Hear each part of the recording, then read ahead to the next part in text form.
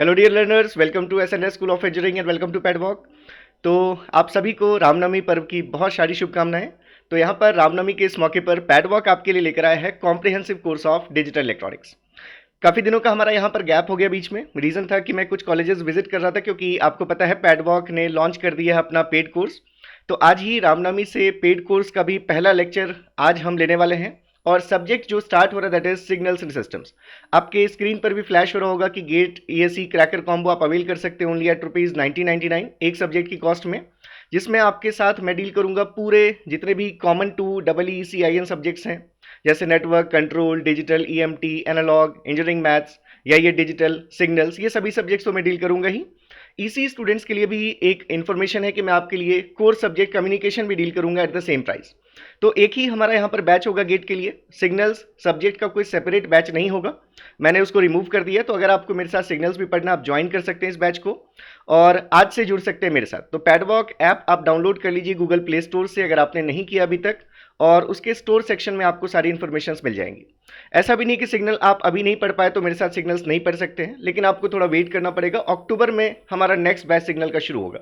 इससे पहले मैं ये जितने भी सब्जेक्ट्स मैंने आपसे बोले, ये सभी सब्जेक्ट्स हम पहले कंप्लीट करेंगे।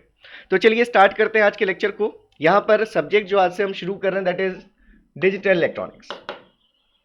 डिजिटल इलेक्ट्रॉनिक्स यूनिवर्सिटी एग्जाम्स में ये सब्जेक्ट आप इस नाम से भी पढ़ते हैं, that is digital circuits and systems. DCS के नाम से ये सब्जेक्ट आपके यूनिवर्सिटी एग्जाम्स में आपको मिलता है। तो सबसे पहले तो हम ये बात कर लें कि इस सब्जेक्ट को हम किस लेवल तक डील करेंगे। तो after the completion of this course you will be able to solve all the questions of either you talk about GATE, ESC, all state level examinations, PSUs। इसके साथ साथ जितने भी यूनिवर्सिटी लेवल एग्जामिनेशंस होंगे उन सभी का भी सिलेबस यहाँ पर मैं कवर करूंगा इस कॉम्प्रिहेंसिव कोर्स में। तो देखिए सब्जेक्ट इजी है, लेकिन अगर आपको समझ में आता है तो, जिनको समझ में नहीं आता उनके लिए काफ़ी कंफ्यूजिंग सब्जेक्ट हो जाता है कई बार। तो बहुत ही इंटरेस्टिंग सब्जेक्ट है और मैं बस चाहूँगा कि आप मेरे साथ 2-3 क्लासेस बस अगर आप करते हैं इस डिजिटल इलेक्ट्रॉनिक्स की, तो मुझे पूरी उम्मीद है कि आपको बहुत इंटरेस्ट आने लग जाएगा डिजिटल में। आपको सारी चीज़ें क्लियर होंगी और एक अलग लेवल तक आप अपने कॉन्सेप्ट्स को लेकर जा पाएंगे डिजिटल इलेक्ट्रॉनिक्स में। तो मैं बहुत ईजी लैंग्वेज में चलूँगा। शुरू की जो चीज़ें होंगी हम बहुत सिंपल रखने की कोशिश करेंगे चीज़ों को। तो एक बार अगर हम बात कर लें कि किन ब्रांचेस के स्टूडेंट्स ये सब्जेक्ट यहाँ पर ले सकते हैं, तो अगर हम ब्रांचेस की बात करें तो EEC ब्रांचेस को तो है ही, EC ब्रांच के लिए, EE ब्रांच के लिए, इंस्ट्रूमेंटेशन ब्रांच के लिए, इसके साथ साथ CS और IT ब्रांचेस को भी ये सब्जेक्ट है। ठीक है, कुछ पोर्शन सब्जेक्ट का सिलेबस में नहीं है, लेकिन फिर भी मोस्ट ऑफ द टॉपिक्स आपको CS IT स्टूडेंट्स को भी आपको यहाँ पर देखना है। तो इस वीडियो में आज हम डिस्कस करने वाले हैं सबसे पहले तो सिलेबस ओवरव्यू कि क्या क्या चीज़ें हम पढ़ने वाले हैं DCS में। इसके बाद फिर हम आज ही अपना इसी लेक्चर से ही अपना हम सब्जेक्ट भी शुरू कर लेंगे। देखिए ये जो लेक्चर है लेक्चर नंबर 1 है, लेक्चर नंबर 2 ऑलरेडी रिकॉर्डेड है। मीन्स ये लेक्चर नंबर 1 भी रिकॉर्डेड था और एक बार नहीं दो बार रिकॉर्डेड था, लेकिन दोनों ही बार माइक की प्रॉब्लम हुई और वो वीडियोस हमारे वेस्ट हो गए। तो एक बार वीडियो की लेंथ 1 आवर 25 मिनट्स थी, एक बार वीडियो की लेंथ 1 आवर 38 मिनट्स थी। ऑलरेडी 3 आवर्स का जो वीडियो है वो अब किसी काम का नहीं, लेकिन मैं फिर से एक ट्राई कर रहा हूँ और इस बार मुझे लगता है कि बिल्कुल मैं रिकॉर्ड कर पाऊंगा अच्छे से, और इसके बाद ये कॉम्प्रिहेंसिव कोर्स आपको रेगुलर इंटरवल पर मिलते रहेगा। तो ज़रूर बताइएगा मुझे कमेंट सेक्शन में आपकी क्या वीकनेसेस हैं और इसके बाद और किस सब्जेक्ट का आप कॉम्प्रिहेंसिव कोर्स चाहते हैं। तो अगर आप चैनल पर नए हैं और आपने अभी तक चैनल को सब्सक्राइब नहीं किया तो बिल्कुल आप सब्सक्राइब कर लीजिए चैनल को। चलिए स्टार्ट करते हैं डिजिटल। सबसे पहली चीज़ है कि डिजिटल में हमें डील करना है सिर्फ 2 लेवल्स के साथ। ठीक है, जब भी हम कोई डिजिटली ट्रांसमिट करते हैं कोई डेटा, तो हम डेटा को 1 और 0 के फॉर्म में ट्रांसमिट करते हैं। तो ये जो सिर्फ 2 लेवल्स हैं, इसकी वजह से हमें डिजिटल में बहुत सारे एडवांटेजेस देखने को मिलते हैं। तो सबसे पहले अगर हम बात करें एडवांटेजेस ऑफ डिजिटल की, एडवांटेजेस ऑफ डिजिटल। ठीक है, तो ये सभी एडवांटेजेस आप अगर देखें मोर और लेस, ये किसकी वजह से हैं, क्योंकि हम सिर्फ 2 लेवल्स में डील करने वाले हैं। There is only 2 logic levels. 2 logic levels में ही हमें डील करना है। जैसे यहाँ पर जब भी हम डिजिटल की बात करते हैं तो हमें बाइनरी आंसर्स चाहिए। अगर आपसे कोई पूछता है तो आपको सिर्फ आंसर देना है येस और नो में, ट्रू और फॉल्स में। हाई और लो में, प्रेजेंट और एब्सेंट में, ऑन और ऑफ में। तो ऐसे आंसर जब आप देते हैं यहाँ पर, तो इस तरह की हमें यहाँ पर चीज़ें डील करनी है। तो सिर्फ जब दो लेवल्स में डील करना हो तो ऑटोमेटिकली क्या होगा, प्रोसेसिंग ईजी हो जाएगी। मतलब हम यहाँ पर सिर्फ जिन दो लेवल्स की बात करने वाले हैं, आप उनको नॉर्मली 1 और 0 के फॉर्म में देखते हैं। इसी चीज़ को हम ट्रू एंड फॉल्स भी कर सकते हैं, एज्यूम ट्रू और फॉल्स। या फिर आप कहें कि अगर हम प्रेजेंट और एब्सेंट की बात करना चाहें, प्रेजेंट और एब्सेंट। या फिर अगर हम पॉजिटिव लॉजिक लेवल की बात करें, क्या होता है पॉजिटिव लॉजिक लेवल, क्या होता है नेगेटिव लॉजिक लेवल, ऑब्वियसली मैं डील करूंगा। लेकिन अगर पॉजिटिव और लॉजिक लेवल की बात करें तो 1 को हम हाई और 0 को लो कंसिडर करते हैं। 1 को हम आप कह सकते हैं कि पावर सप्लाई या VCC, it is power supply and it is considered to be grounded, ground. आप 1 को जब 1 के लिए ऑन और ऑफ भी सिंबल्स आप यूज़ करते हैं, तो ये सभी चीज़ें हम देखेंगे कि किस तरह से दो लॉजिक लेवल्स में हम चीज़ों को डील करते हैं, ये सभी चीज़ें हमें दिखेंगी। तो due to only 2 logic levels there is high speed of operation and processing is very easy. तो आप लिख सकते हैं एडवांटेजेस में, और processing is easy, high speed of operation, high speed of operation. इसके साथ आप अगर देखें तो यहाँ पर मेमोरी इंप्लीमेंटेशन बहुत इजी होगी। आप लार्ज स्टोरेज क्रिएट कर सकते हैं इन अ वेरी स्मॉल चिप। तो यहाँ पर आप अगर देखें तो आप लिख सकते हैं अवेलेबिलिटी ऑफ हाई स्टोरेज। और इसके साथ एक जो बहुत डोमिनेंट एडवांटेज है इसका, that is effect of noise is less, effect of noise is less. यहाँ पर मैंने बहुत सारे एडवांटेजेस नहीं लिखे। जैसे जब भी आप किसी डिजिटल सिस्टम्स की बात करते हैं, जैसे मान लीजिए एक छोटा सा एग्जांपल मैं अगर आपको दूं, जैसे आप एनालॉग फिल्टर्स यूज़ करते हैं और डिजिटल फिल्टर्स यूज़ करते हैं। तो एनालॉग फिल्टर्स के लिए आपको LRC कंपोनेंट्स की जरूरत पड़ेगी, इंडक्टर, रेजिस्टर, कैपेसिटर की। उससे बना हुआ जो आपका डिजिटल फिल्टर होगा उतना पोर्टेबल नहीं होगा, एक जगह से दूसरी जगह ले जाना हो आपको प्रॉब्लम होगी। उस पर एजिंग इफेक्ट्स होंगे, उसके वर्किंग पर इन्वायरमेंटल एरर्स का इफेक्ट होगा, अगर बहुत ज़्यादा हीटेड हो गया तो प्रॉब्लम होगी। तो ये सभी चीज़ें आपके डिजिटल सिस्टम्स को इफेक्ट नहीं करती। जैसे डिजिटल सिस्टम में अगर जैसे आपने कोई डिजिटल अगर फिल्टर बनाया, तो वो फिल्टर अपने आप में सिर्फ एक प्रोग्राम होगा, जिस प्रोग्राम को आप किसी पेन ड्राइव या दूसरे स्टोरेज डिवाइस में यूज़ लेकर जा सकते हैं एक जगह से दूसरी जगह पर। पोर्टेबिलिटी की प्रॉब्लम नहीं है, कोई एनवायरमेंटल एरर उसको इफेक्ट नहीं करने वाले, वो बहुत फ्लेक्सिबल होगा। एक प्रोग्राम में कुछ चेंज करके जो हाई पास फिल्टर था उसको आप लो पास में कन्वर्ट कर सकते हैं। तो ये सभी एडवांटेजेस डिजिटल सिस्टम्स के हैं। तो ये सभी चीज़ें हम डील करने वाले हैं यहाँ पर। अगर जैसे हमने लिखा यहाँ पर कि effect of noise is less, इसको थोड़ा सा अगर आप समझने की कोशिश करें, नॉइज, जब भी आपसे कोई पूछो व्हाट इज नॉइज, तो आप एक लाइन में आप दे सकते हैं उसका answer, that is unwanted voltage और करंट। जो वोल्टेज और करंट हमें नहीं चाहिए एडिशनली अगर वो आकर हमारे सिग्नल में एडअप हो गया है, मतलब वो हमारे लिए क्या है, नॉइज है। तो effect of noise is less, क्योंकि यहाँ पर जब हम ट्रांसमिशन करेंगे, मान लीजिए आप डिजिटल ट्रांसमिशन कर रहे हैं, तो 1 और 0 आप सेंड कर रहे हैं, रिसीवर को वो रिसीव करके बस आइडेंटिफाई करना है कि whether the transmitter has transmitted 1 और 0। मतलब उसको ये सिर्फ देखना है कि 1 ट्रांसमिट हुआ था या 0 ट्रांसमिट हुआ था। मतलब वो जो बिट को रिसीव कर रहा है उसको बस करेक्टली आइडेंटिफाई करना है कि ये बिट 0 थी या बिट 1 थी। तो कभी भी आप 1 या 0 तो ट्रांसमिट कर नहीं सकते। ट्रांसमिट आप क्या कर सकते हैं, अदर थ्रू वायर और wirelessly you can transmit voltage और करंट लेवल्स। तो अगर मान लीजिए कि हमने यहाँ पर 1 और 0 के ट्रांसमिशन के लिए अगर मान लेते हैं हम कि अगर हमें 1 ट्रांसमिट करना है तो हम एक वोल्टेज लेवल ट्रांसमिट कर रहे हैं, let's say it is 10 volt for logic 1। अगर हमें कभी लॉजिक 1 ट्रांसमिट करना है तो हम कहेंगे कि हमने 10 वोल्ट ट्रांसमिट अगर किया, इसका मतलब हम 1 ट्रांसमिट कर रहे हैं। और अगर हमें 0 ट्रांसमिट करना है तो कोई दूसरा वोल्टेज लेवल ले सकते हैं।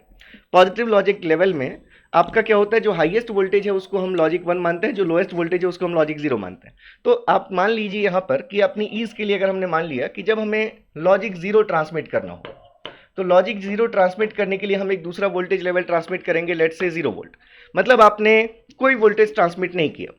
अब जब ये जो भी सिग्नल आपने ट्रांसमिट किया, चाहे लॉजिक 0 के लिए 0 वोल्ट या लॉजिक 1 के लिए 10 वोल्ट्स, तो ये चीज़ चैनल के थ्रू ट्रांसमिट होगी। अब चैनल में कुछ अनवांटेड वोल्टेज या करंट आकर मिलेगा, जिसको कि आप नॉइज कहते हैं। अब हमारा टास्क है कि जब ये सिग्नल रिसीवर एंड पे पहुंचेगा तो रिसीवर इसको करेक्टली आइडेंटिफाई कर पाए। तो अब रिसीवर के पास देखिए कैसे वो डिसीजन लेगा। इन दोनों के बीच में रिसीवर एक थ्रेशोल्ड कंसिडर करता है। जैसे मान लीजिए कि हमने इन दोनों के बीच का मिड पॉइंट ले लिया, let's say it is 5 volt. तो ये 5 वोल्ट थ्रेशोल्ड वोल्टेज है। अगर रिसीवर के पास पहुंचने वाला वोल्टेज इस 5 वोल्ट से थोड़ा सा भी कम हुआ तो रिसीवर जो बिट आई है उस बिट को एज्यूम करेगा कि वो बिट 0 थी, इसलिए इस वोल्टेज से नीचे का वोल्टेज हमें रिसीव हुआ। और अगर 5 वोल्ट से कुछ भी बड़ा वोल्टेज रिसीव होता है तो रिसीवर ये एज्यूम करेगा कि 1 ट्रांसमिट किया गया था और उसको 1 के फॉर्म में आइडेंटिफाई करेगा। तो अब यहाँ पर नॉइज का इफेक्ट कैसे कम हो गया, जैसे देखिए, अगर आपको 0 ट्रांसमिट करना था तो आपने 0 वोल्ट ट्रांसमिट किया, लेकिन चैनल में कुछ नॉइज आकर के एडअप हो सकता है। तो अगर वो नॉइज वोल्टेज इस 5 वोल्ट से कम कुछ भी हो, अगर मान लीजिए कि आपका जो चैनल में नॉइज आकर मिल रहा है अगर वो 2 वोल्ट तक का नॉइज हुआ तो आपने तो 0 वोल्ट भेजा लेकिन रिसीवर पर 2 वोल्ट रिसीव हुआ, तो जैसे ही उसने देखा कि 2 वोल्ट इस थ्रेशोल्ड से कम है, इसका मतलब वो समझ जाएगा कि वोल्टेज एक्चुअली 0 वोल्ट ट्रांसमिट किया गया, 2 वोल्ट्स का नॉइज एडअप है, इसलिए वो उसको करेक्टली आइडेंटिफाई कर लेगा कि बिट कितनी थी, 0 थी। तो अगर आप देखें तो हमारे पास इतना क्या है, ये हमारे पास नॉइज मार्जिन है, ये हमारे पास क्या नॉइज मार्जिन है कि 5 वोल्ट से कम तक का नॉइज आकर अगर मिल भी जाएगा चैनल में तो भी हमारा रिसीवर करेक्टली आइडेंटिफाई कर सकता है। बिल्कुल ऐसे ही मान लीजिए कि आपने 10 वोल्ट ट्रांसमिट किया लेकिन कुछ noise voltage out of phase अगर आकर के मिल गया तो उस 10 वोल्ट को कम करके हो सकता है वो 6 वोल्ट बना दे, 7 वोल्ट बना दे। लेकिन अगर वो वोल्टेज कम होकर भी अगर 5 वोल्ट से ज़्यादा है तो रिसीवर के पास जब वो वोल्टेज पहुंचेगा 6 वोल्ट और 7 वोल्ट, जबकि आपने ट्रांसमिट 10 वोल्ट किया था, तो रिसीवर समझ जाएगा कि ड्यू टू नॉइज ये वोल्टेज कम हो गया, लेकिन जो हमारे पास लॉजिक लेवल सेंड किया गया वो लेवल कितना था, 1। तो यहाँ भी आप देखें तो -5 वोल्ट का आपके पास नॉइज मार्जिन है। तो इसलिए आप कहते हैं कि effect of noise is less when we are using digital. तो डिजिटल में हम नॉइज मार्जिन को अगर देखें तो थ्रेशोल्ड से लेकर के हमारे लॉजिक लेवल्स के बीच का इतना हमारे पास नॉइज मार्जिन है और इसलिए हमारे पास इफेक्ट नॉइज का कम हो जाता है। तो ये तो बात हो गई एडवांटेजेस की। अब थोड़ा सा डिस्कशन हम कर लेते हैं कि इस कॉम्प्रिहेंसिव कोर्स में हम डिजिटल में किन किन टॉपिक्स को किस ऑर्डर में डील करने वाले हैं। तो देखिए, सबसे पहला जो हमारा टॉपिक होगा यहाँ पर syllabus overview.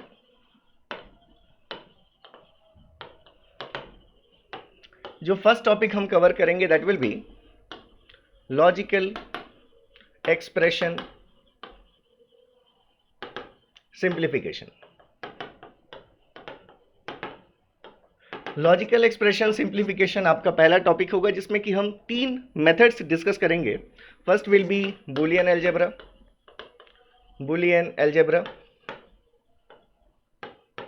Second will be K map, and the third will be tabulation method।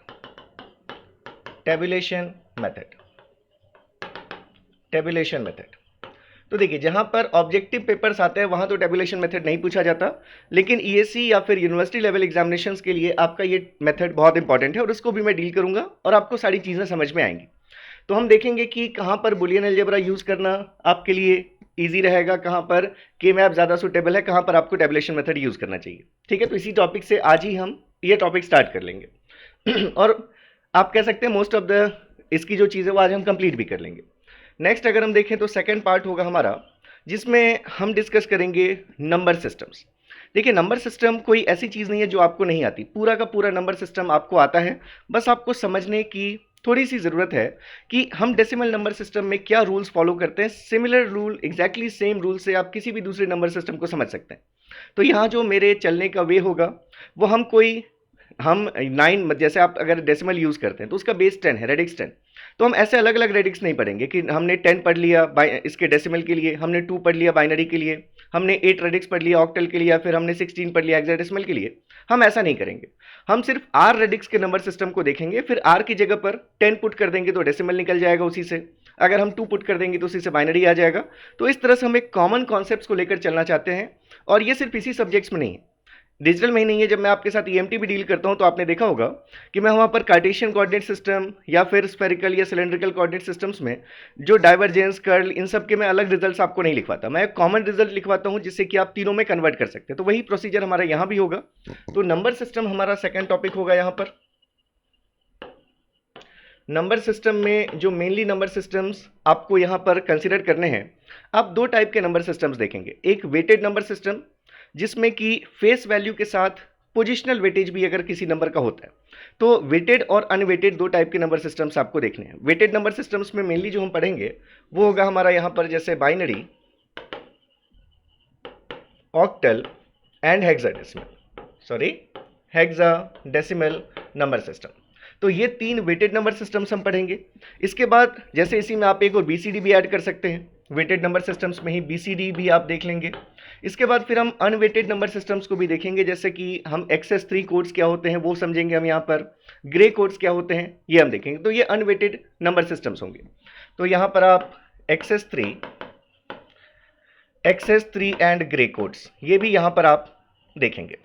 इसके बाद जब हम नंबर सिस्टम समझ लेंगे तो यहीं पर हम कॉम्प्लीमेंट्स भी समझ लेंगे। जैसे अब बाइनरी है, अगर आप नंबर सिस्टम बाइनरी यूज़ करें तो वहाँ पर आपने देखा होगा कि दो कॉम्प्लीमेंट्स आप लेते हैं, one's complements and two's complement. ऐसे ही ऑक्टल नंबर सिस्टम में आपके दो कॉम्प्लीमेंट्स होते हैं, 7s and 8s complement. Decimal number system में 9s एंड 10s कॉम्प्लीमेंट, और हेक्साडेसिमल नंबर सिस्टम में 15s एंड 16s कॉम्प्लीमेंट। तो इन कॉम्प्लीमेंट्स के लिए भी मैं एक कॉमन रूल से चलूंगा जिससे कि आप कोई भी कॉम्प्लीमेंट कैलकुलेट कर सके। और इस नंबर सिस्टम को करने के बाद हमें देखना है कि हम पॉजिटिव और नेगेटिव नंबर्स को कैसे रिप्रेजेंट करते हैं। तो इसलिए हम पढ़ेंगे टॉपिक डेटा रिप्रेजेंटेशन, जिसमें कि हम फिर से 3 टाइप के डेटा रिप्रेजेंटेशन के बारे में बात करेंगे। तो नेक्स्ट जो हमारा टॉपिक होगा that will be data representation. Third जो हम टॉपिक कवर करेंगे वो होगा हमारा डेटा रिप्रेजेंटेशन। डेटा रिप्रेजेंटेशन में मेनली जो हम चीज़ें देखेंगे, फर्स्ट हमारा होगा signed magnitude representation. Signed magnitude representation. Next जो हम पढ़ेंगे यहाँ पर वो होगा हमारा one's complement method. One's complement method of data representation. और जो नेक्स्ट हम पढ़ेंगे that will be two's complement method. Two's complement method. Two's complement method. यहीं पर आप देखेंगे ओवरफ्लो की कंडीशंस क्या होती हैं, कैसे हम ओवरफ्लो को अवॉइड कर सकते हैं, कैसे हम समझ सकते हैं कि कहाँ पर ओवरफ्लो आएगा कहाँ नहीं आएगा। ये सारा डिस्कशन मैं यहाँ पर करूँगा डेटा रिप्रेजेंटेशन के टॉपिक में। इसको कंप्लीट करने के बाद देखिए आपको कुछ ब्रांचेस को लग सकता है सर हमारे में नंबर सिस्टम नहीं है, लेकिन फिर भी मैं कहूँगा कि आप ज़रूर अटेंड करें इन वीडियोस को भी जो नंबर सिस्टम और डेटा रिप्रेजेंटेशन के वीडियोस होंगे। क्योंकि जब भी आप किसी PSU एग्जामिनेशन में जाएंगे, किसी भी स्टेट लेवल एग्जामिनेशन में जाएंगे, तो वहाँ पर आपको इसके क्वेश्चंस देखने को मिलते हैं। और वैसे भी आपको कन्वीनियंट अपने आप को फील करना ही चाहिए, खासकर बाइनरी की जब हम बात करते हैं। तो डिजिटल अगर समझना है तो बाइनरी तक तो आपको समझना ही चाहिए, one's and two's complement data representation भी आपको पता होना चाहिए। तो इसके बाद ही हम अपना नेक्स्ट टॉपिक शुरू करेंगे। जब हम लॉजिक्स के बारे में बात करना शुरू कर देंगे तो इसके बाद जो हमारा नेक्स्ट टॉपिक होगा that will be logic gates. Logic gates बहुत इंपॉर्टेंट और बहुत इंटरेस्टिंग। तो यहाँ तक अगर आप मेरे साथ रहेंगे, मुझे लगता है कि 6 क्लासेस 5 to 6 क्लासेस में यहाँ तक डेटा रिप्रेजेंटेशन 6 to 8 क्लासेस भी हो सकती हैं का टॉपिक आप कंप्लीट कर लेंगे। इतना कंप्लीट कर लेने के बाद शायद आपको मेरी उतनी ज़रूरत नहीं रह जाएगी, क्योंकि डिजिटल में आपका इंटरेस्ट जाग चुका होगा। डिजिटल क्या है, कैसे वर्क करती हैं चीज़ें, ये सभी चीज़ें आपको समझ में आने लग गई होंगी। इसके बाद लॉजिक गेट्स अगर आपने किया तो आपको फिर यहाँ से मज़ा आना शुरू हो जाएगा और digital one of the favourite subject आपका बन चुका होगा। लॉजिक गेट्स में पहले हम बेसिक गेट्स को डिस्कस करेंगे, जो कि क्या है आपके नॉट गेट, एंड गेट, और गेट। ये इन गेट्स को आप बेसिक लॉजिक गेट्स कहते हैं। फिर हम देखेंगे यूनिवर्सल लॉजिक गेट्स क्या होते हैं, जिसमें कि आप बात करेंगे नैंड एंड नॉर गेट्स की, नैंड एंड नॉर गेट्स की। और फिर इसके बाद आप कोइंसिडेंस लॉजिक सर्किट्स की बात करेंगे, या आप स्पेशल फंक्शन गेट्स की बात करेंगे, जिसको कि एक्सॉर और एक्सनॉर गेट्स के फॉर्म में आप जानते हैं, एक्सॉर एंड एक्सनॉर गेट्स। तो इतने गेट्स हमें पढ़ने हैं। सिर्फ इनका ट्रुथ टेबल ही आपको नहीं जानना, इससे रिलेटेड बहुत सारी ऐसी चीज़ें हैं जो गेट्स के बारे में आपको पता होनी चाहिए। और बहुत अच्छे क्वेश्चंस यहाँ से फ्रेम किए जा सकते हैं, लेकिन बहुत इजी क्वेश्चंस होते हैं, तो आपको समझ में आने लगेंगी सारी चीज़ें और बहुत अच्छे से आप हैंडल कर पाएंगे इन सभी गेट्स को। तो ये हमारा टॉपिक होगा लॉजिक गेट्स का। अभी हम यहाँ पर 2 इनपुट लॉजिक गेट्स की बात करेंगे। इसके बाद फिर आगे जो हम टॉपिक पढ़ेंगे वहाँ पर हम देखेंगे कि अगर आपको 2 से ज़्यादा इनपुट्स अगर अप्लाई करने तो कैसे हम ऐसे गेट्स डिज़ाइन कर सकते हैं जिसमें कि हम 2 से ज़्यादा इनपुट्स अप्लाई कर सके। लॉजिक फैमिली के टॉपिक में ये सभी चीज़ें मैं आपको क्लियर करूँगा। तो यहाँ पर हमारा जो पर्पस होगा वो इन गेट्स को समझने का होगा और इनका पूरा हमें एनालिसिस करनी है कि कौन सी गेट किस तरह से बिहेव करती है। तो ये हमारा टॉपिक होगा लॉजिक गेट्स। इसके बाद फिर हम नेक्स्ट जो टॉपिक स्टार्ट करेंगे that will B combinational circuits. Combinational circuit. देखिए डिजिटल में जब आप सर्किट्स को देखते हैं तो 2 टाइप के सर्किट्स होते हैं। एक सर्किट जिसमें अभी जो आउटपुट आने वाला है, अगर वो सिर्फ अभी जो हमने इनपुट अप्लाई करके रखा है, अगर सिर्फ उन इनपुट पर या उसके पहले जो इनपुट्स अप्लाइड थे, अगर उन इनपुट्स पर ही बस डिपेंड करता है, तो ऐसे सर्किट्स को आप कॉम्बिनेशनल सर्किट्स के फॉर्म में देखते हैं। लेकिन अगर कोई सर्किट ऐसा है जिसका अभी जो आउटपुट आने वाला है वो इससे पहले सर्किट का जो आउटपुट थे उस पर भी अगर डिपेंड करता है तो ऐसे सर्किट्स को आप सिक्वेंशियल सर्किट्स कहते हैं। तो ये जो क्लासिफिकेशन होगा इसमें पहले हम पढ़ेंगे कॉम्बिनेशनल सर्किट्स। अब डिजिटल में आप हमेशा दो टाइप के ऑपरेशंस देखते हैं, एक लॉजिकल ऑपरेशंस और दूसरे एरिथमेटिक ऑपरेशंस। एरिथमेटिक ऑपरेशंस मतलब जहां पर आप एडिशन सब्ट्रैक्शन की बात करते हैं। तो यहां पर हम कॉम्बिनेशनल सर्किट्स में पहला जो सर्किट देखेंगे वो होंगे हमारे एरिथमेटिक सर्किट्स। एरिथमेटिक सर्किट्स, इन एरिथमेटिक सर्किट्स में हम यहां पर डिस्कस करेंगे जैसे half adder, half subtractor, full adder, full subtractor. इसके बाद फिर आप अगर देखें तो डिकोडर फुल सब्ट्रैक्टर, इसके बाद parallel adder and look ahead carry adder. इतनी चीजें यहां पर हम देखेंगे, half adder, half subtractor, full subtractor, parallel adder और लुक अहेड कैरी एडर, ये हमारे अरिथमेटिक सर्किट्स होंगे। और इसके बाद अगर हम देखें अदर सर्किट्स में, अदर सर्किट्स, तो यहां पर हम डिस्कस करेंगे अदर सर्किट्स में जैसे मल्टीप्लेक्सर, डीमल्टीप्लेक्सर। यहाँ पर हम देखेंगे कि इन मल्टीप्लेक्सर सर्किट्स को भी हम यूनिवर्सल लॉजिक सर्किट्स के रूप में यूज़ कर सकते हैं। कोई भी लॉजिकल एक्सप्रेशन भी आप इस मल्टीप्लेक्सर से रिप्रेजेंट कर सकते हैं, किसी भी गेट को डिज़ाइन कर सकते हैं। कुछ एडिशनल सर्किटरी हो तो हम किसी भी लॉजिक एक्सप्रेशन को इम्प्लीमेंट कर सकते हैं यूजिंग मल्टीप्लेक्सर्स। तो मल्टीप्लेक्सर, डीमल्टीप्लेक्सर, डिकोडर, एनकोडर, फिर इसके बाद अगर आप देखें तो comparators, comparator and code converters, code converters. ये इतनी चीजें हम यहां पर स्टडी करेंगे अपने कॉम्बिनेशनल सर्किट्स के टॉपिक में। तो बहुत सारे क्वेश्चंस आते हैं इन सर्किट्स के, कॉम्बिनेशनल सर्किट्स के ऊपर बेस्ड, जो कि आपसे बहुत इजीली बनने लगेंगे। और इसके बाद जो हमारा नेक्स्ट टॉपिक होगा that will B sequential circuits. Sequential circuits, तो सीक्वेंशियल सर्किट्स में लिखने को तो बस मैं यहाँ पर 3 नाम्स लिख रहा हूँ। इन सीक्वेंशियल सर्किट्स में हम जो मेनली चीज़ें स्टडी करेंगे those will be flip flops, registers and counters. बहुत सारे स्टूडेंट्स यहाँ कॉम्बिनेशनल सर्किट्स तक फिर भी कंफर्टेबल होते हैं डिजिटल में, लेकिन जैसे ही सीक्वेंशियल सर्किट्स शुरू होता है, जैसे ही फ्लिप फ्लॉप की चीज़ें आने लगती हैं तो कहीं ना कहीं आप परेशान होने लगते हैं। अगर आप ऐसे स्टूडेंट में अपने आप को देखते हैं तो बिल्कुल आपको घबराने की ज़रूरत नहीं है, क्योंकि इतना इंटरेस्टिंग ये टॉपिक है जो सीक्वेंशियल सर्किट्स का जो टॉपिक होगा। मुझे लगता है पूरे डिजिटल सर्किट्स का ये हार्ट आप इसको कह सकते हैं, और सबसे ज़्यादा एप्लीकेशंस भी आपको इसी के दिखते हैं। तो मेमोरी इम्प्लीमेंटेशन कैसे होता है, फ्लिप फ्लॉप्स कैसे वर्क करते हैं, और क्या इनवैलिड स्टेट है, क्या ट्रुथ टेबल होता है, क्या कैरेक्टरिस्टिक टेबल होती है, क्या एक्साइटेशन टेबल होती है, कैसे एक फ्लिप फ्लॉप से दूसरे फ्लिप फ्लॉप को हम डिज़ाइन कर सकते हैं, या किसी भी ट्रुथ टेबल के अकॉर्डिंग हम कैसे, यहीं से मैं आपको स्टेट मशीन्स के भी कॉन्सेप्ट्स में ले जाऊंगा। तो सीक्वेंशियल सर्किट्स हमारा एक बहुत इंटरेस्टिंग पार्ट होगा। और इस पार्ट के बाद जो हम नेक्स्ट टॉपिक कवर करेंगे that will B semiconductor memories. Semiconductor memories, semiconductor memories में यहाँ पर हम देखेंगे कि हमारे वोलाटाइल, नॉन वोलाटाइल मेमोरीज क्या होती हैं, कैसे हम ट्रांजिस्टर्स के थ्रू या मॉस के थ्रू कैसे उन मेमोरीज को हम इम्प्लीमेंट करते हैं। तो ये सभी चीज़ें यहाँ पर मैं डिस्कस करूँगा। मेनली जो हम मेमोरीज यहाँ पर देखेंगे वो होंगे RAM, ROM, P ROM, then PAL and PLA। तो इनका पूरा डिस्कशन मैं करूंगा। कुछ लोग ये समझ सकते हैं कि सर हमारे सिलेबस में नहीं है, तो मैंने कहा बहुत सारी चीज़ें आपको सिलेबस में नहीं दिखती, लेकिन अगर आप गेट के लिए पर्टिकुलर नहीं है, अगर आप कभी इंजीनियरिंग सर्विसेज में भी जाना चाहते हैं, अगर आप कभी PSUs एग्जामिनेशंस भी देना चाहते हैं, तो आपको ये सभी चीज़ें कवर कर लेनी चाहिए, क्योंकि कोई बहुत बड़ा टॉपिक भी नहीं है। हम टू द पॉइंट बातें करेंगे, जितनी चीज़ें हमें जाननी चाहिए उसी का हम डिस्कशन करेंगे, लेकिन आपको मिस बिल्कुल नहीं करना चाहिए, ठीक है। इसके बाद हम चलेंगे अपने नेक्स्ट टॉपिक पर, that will B D2A and A2D converters. A2D converters, तो देखिए बहुत ही इंपॉर्टेंट टॉपिक है। और D2A A2D कन्वर्टर्स बहुत सारे स्टूडेंट्स मुझसे इंडिविजुअली इनके डाउट्स पूछा करते थे, पहले से भी और अभी भी करते हैं, क्योंकि सिर्फ इसी सब्जेक्ट में नहीं है, आपके इंस्ट्रूमेंटेशन में भी है। तो फिर से आप कहेंगे कि सर ये टॉपिक भी हट गया डिजिटल से, तो मैं बस यही कहूँगा कि जो बहुत इंपॉर्टेंट चीज़ें हैं उसको सिलेबस से हटाया नहीं जाता, उसको किसी एक सब्जेक्ट से भले ही हटा दिया गया, लेकिन अभी भी इंस्ट्रूमेंटेशन में ये चीज़ें होंगी आपके, तो आपको जानना तो चाहिए ही। आप अगर आप एक इंजीनियर हैं तो डिजिटल टू एनालॉग कन्वर्जन या एनालॉग टू डिजिटल कन्वर्जन कैसे होता है ये तो आपको जानना ही चाहिए। और इसके लिए देखेंगे कि बहुत ईजी लैंग्वेज में आपको समझाऊंगा और बहुत आसानी से आपको चीज़ें समझ में आती जाएंगी।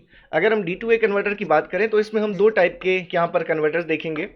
पहला जो हमारा मेथड होगा वो होगा weighted register type, weighted register type, weighted register type D2A converter.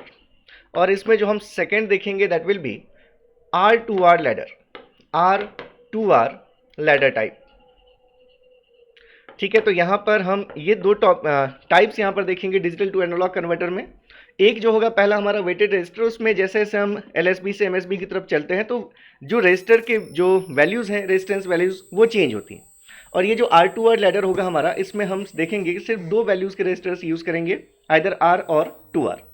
तो आप यहाँ पर मैं आपको इन्वर्टेड R2R लैडर क्या होता है, ओपैम्प सर्किट्स के थ्रू कैसे रिप्रेजेंट करते हैं, बहुत सारी चीज़ें यहाँ पर जो भी आपके डाउट्स हैं वो सभी चीज़ें मैं यहाँ पर आपको क्लियर करूँगा। इसके बाद जब हम A2D कन्वर्टर में आते हैं तो A2D कन्वर्टर में हमारे पास चार टाइप्स हैं जो आपको पढ़ना है। पहला टाइप आपको पढ़ना है counter type, counter type A2D converter. Next हम पढ़ेंगे successive approximation type, successive approximation approximation type A2D converter. Third हम पढ़ेंगे जिसको कि आप पैरेलल कंपैरेटर टाइप ADC कहते हैं, या फिर उसी को आप फ्लैश टाइप ADC भी कहते हैं, जो फास्टेस्ट होता है। तो यहाँ पर मैं फ्लैश टाइप लिख देता हूँ, जगह हमारे पास कम है तो flash type A2D converter.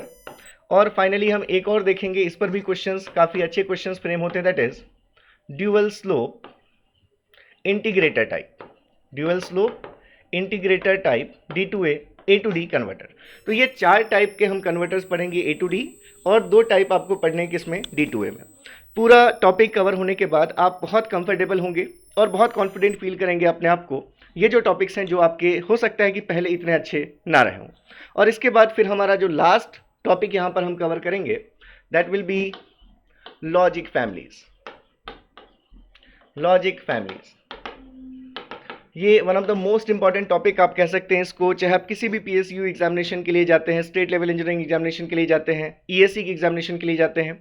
Gate के सिलेबस में से रिमूव कर दिया गया है, लेकिन फिर भी इसकी अंडरस्टैंडिंग होना आपके लिए बहुत ही बेनिफिशियल होगा। तो यहाँ पर मैं ऐसे भी लॉजिक फैमिलीज की बात करूंगा जो आज की डेट में यूज़ नहीं होती, लेकिन एडवांसमेंट हमारा जिस ऑर्डर में हुआ है उसी ऑर्डर में आपको मैं यहाँ पर समझाऊंगा और आपको सारी चीज़ें समझ में आएंगी। तो अगर आप देखिए इसमें हम क्या क्या लॉजिक फैमिलीज देखने वाले हैं, तो हम स्टार्ट करेंगे RTL से, that is register transistor logic. इसके बाद फिर हम चलेंगे DCTL पर, जिसको कि आप कहते हैं डायरेक्टली कपल ट्रांजिस्टर लॉजिक। अब इसमें हम देखेंगे इसी को हम एक और नाम से भी जानते हैं, that is I2L, integrated injection logic. IIL की वजह से यहाँ पर I2 हम लिखते हैं, इंटीग्रेटेड इंजेक्शन लॉजिक। तो क्या होता है इंटीग्रेटेड इंजेक्शन लॉजिक, क्या इसकी प्रॉब्लम है, करंट हॉगिंग क्या होती है, बहुत सारी चीज़ें यहाँ पर हम डिस्कस करेंगे। इसके बाद फिर हम चलेंगे दैट इज DTL में, डायोड ट्रांजिस्टर लॉजिक। फिर हमारा नेक्स्ट जो टॉपिक होगा that will be HTL, high threshold logic. फिर इसके बाद हम कवर करेंगे अपना TTL topic, that is transistor transistor logic.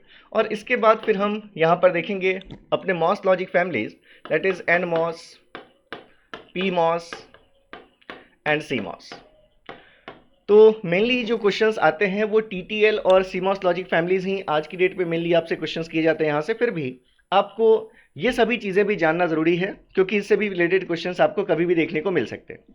तो ये एक सिलेबस ओवरव्यू था जो कि मैंने आपको बताया। तो इसमें आपको दिख गया होगा कि कहीं का भी डिजिटल इलेक्ट्रॉनिक्स का जो सिलेबस है वो यहाँ पर हम इस कॉम्प्रिहेंसिव कोर्स में पूरा कवर करने वाले हैं। तो चलिए स्टार्ट करते हैं सब्जेक्ट को अपने पहले टॉपिक से, that is logical expression simplification. तो टॉपिक हम स्टार्ट कर रहे हैं सबसे पहला अपना लॉजिकल एक्सप्रेशन सिंप्लीफिकेशन।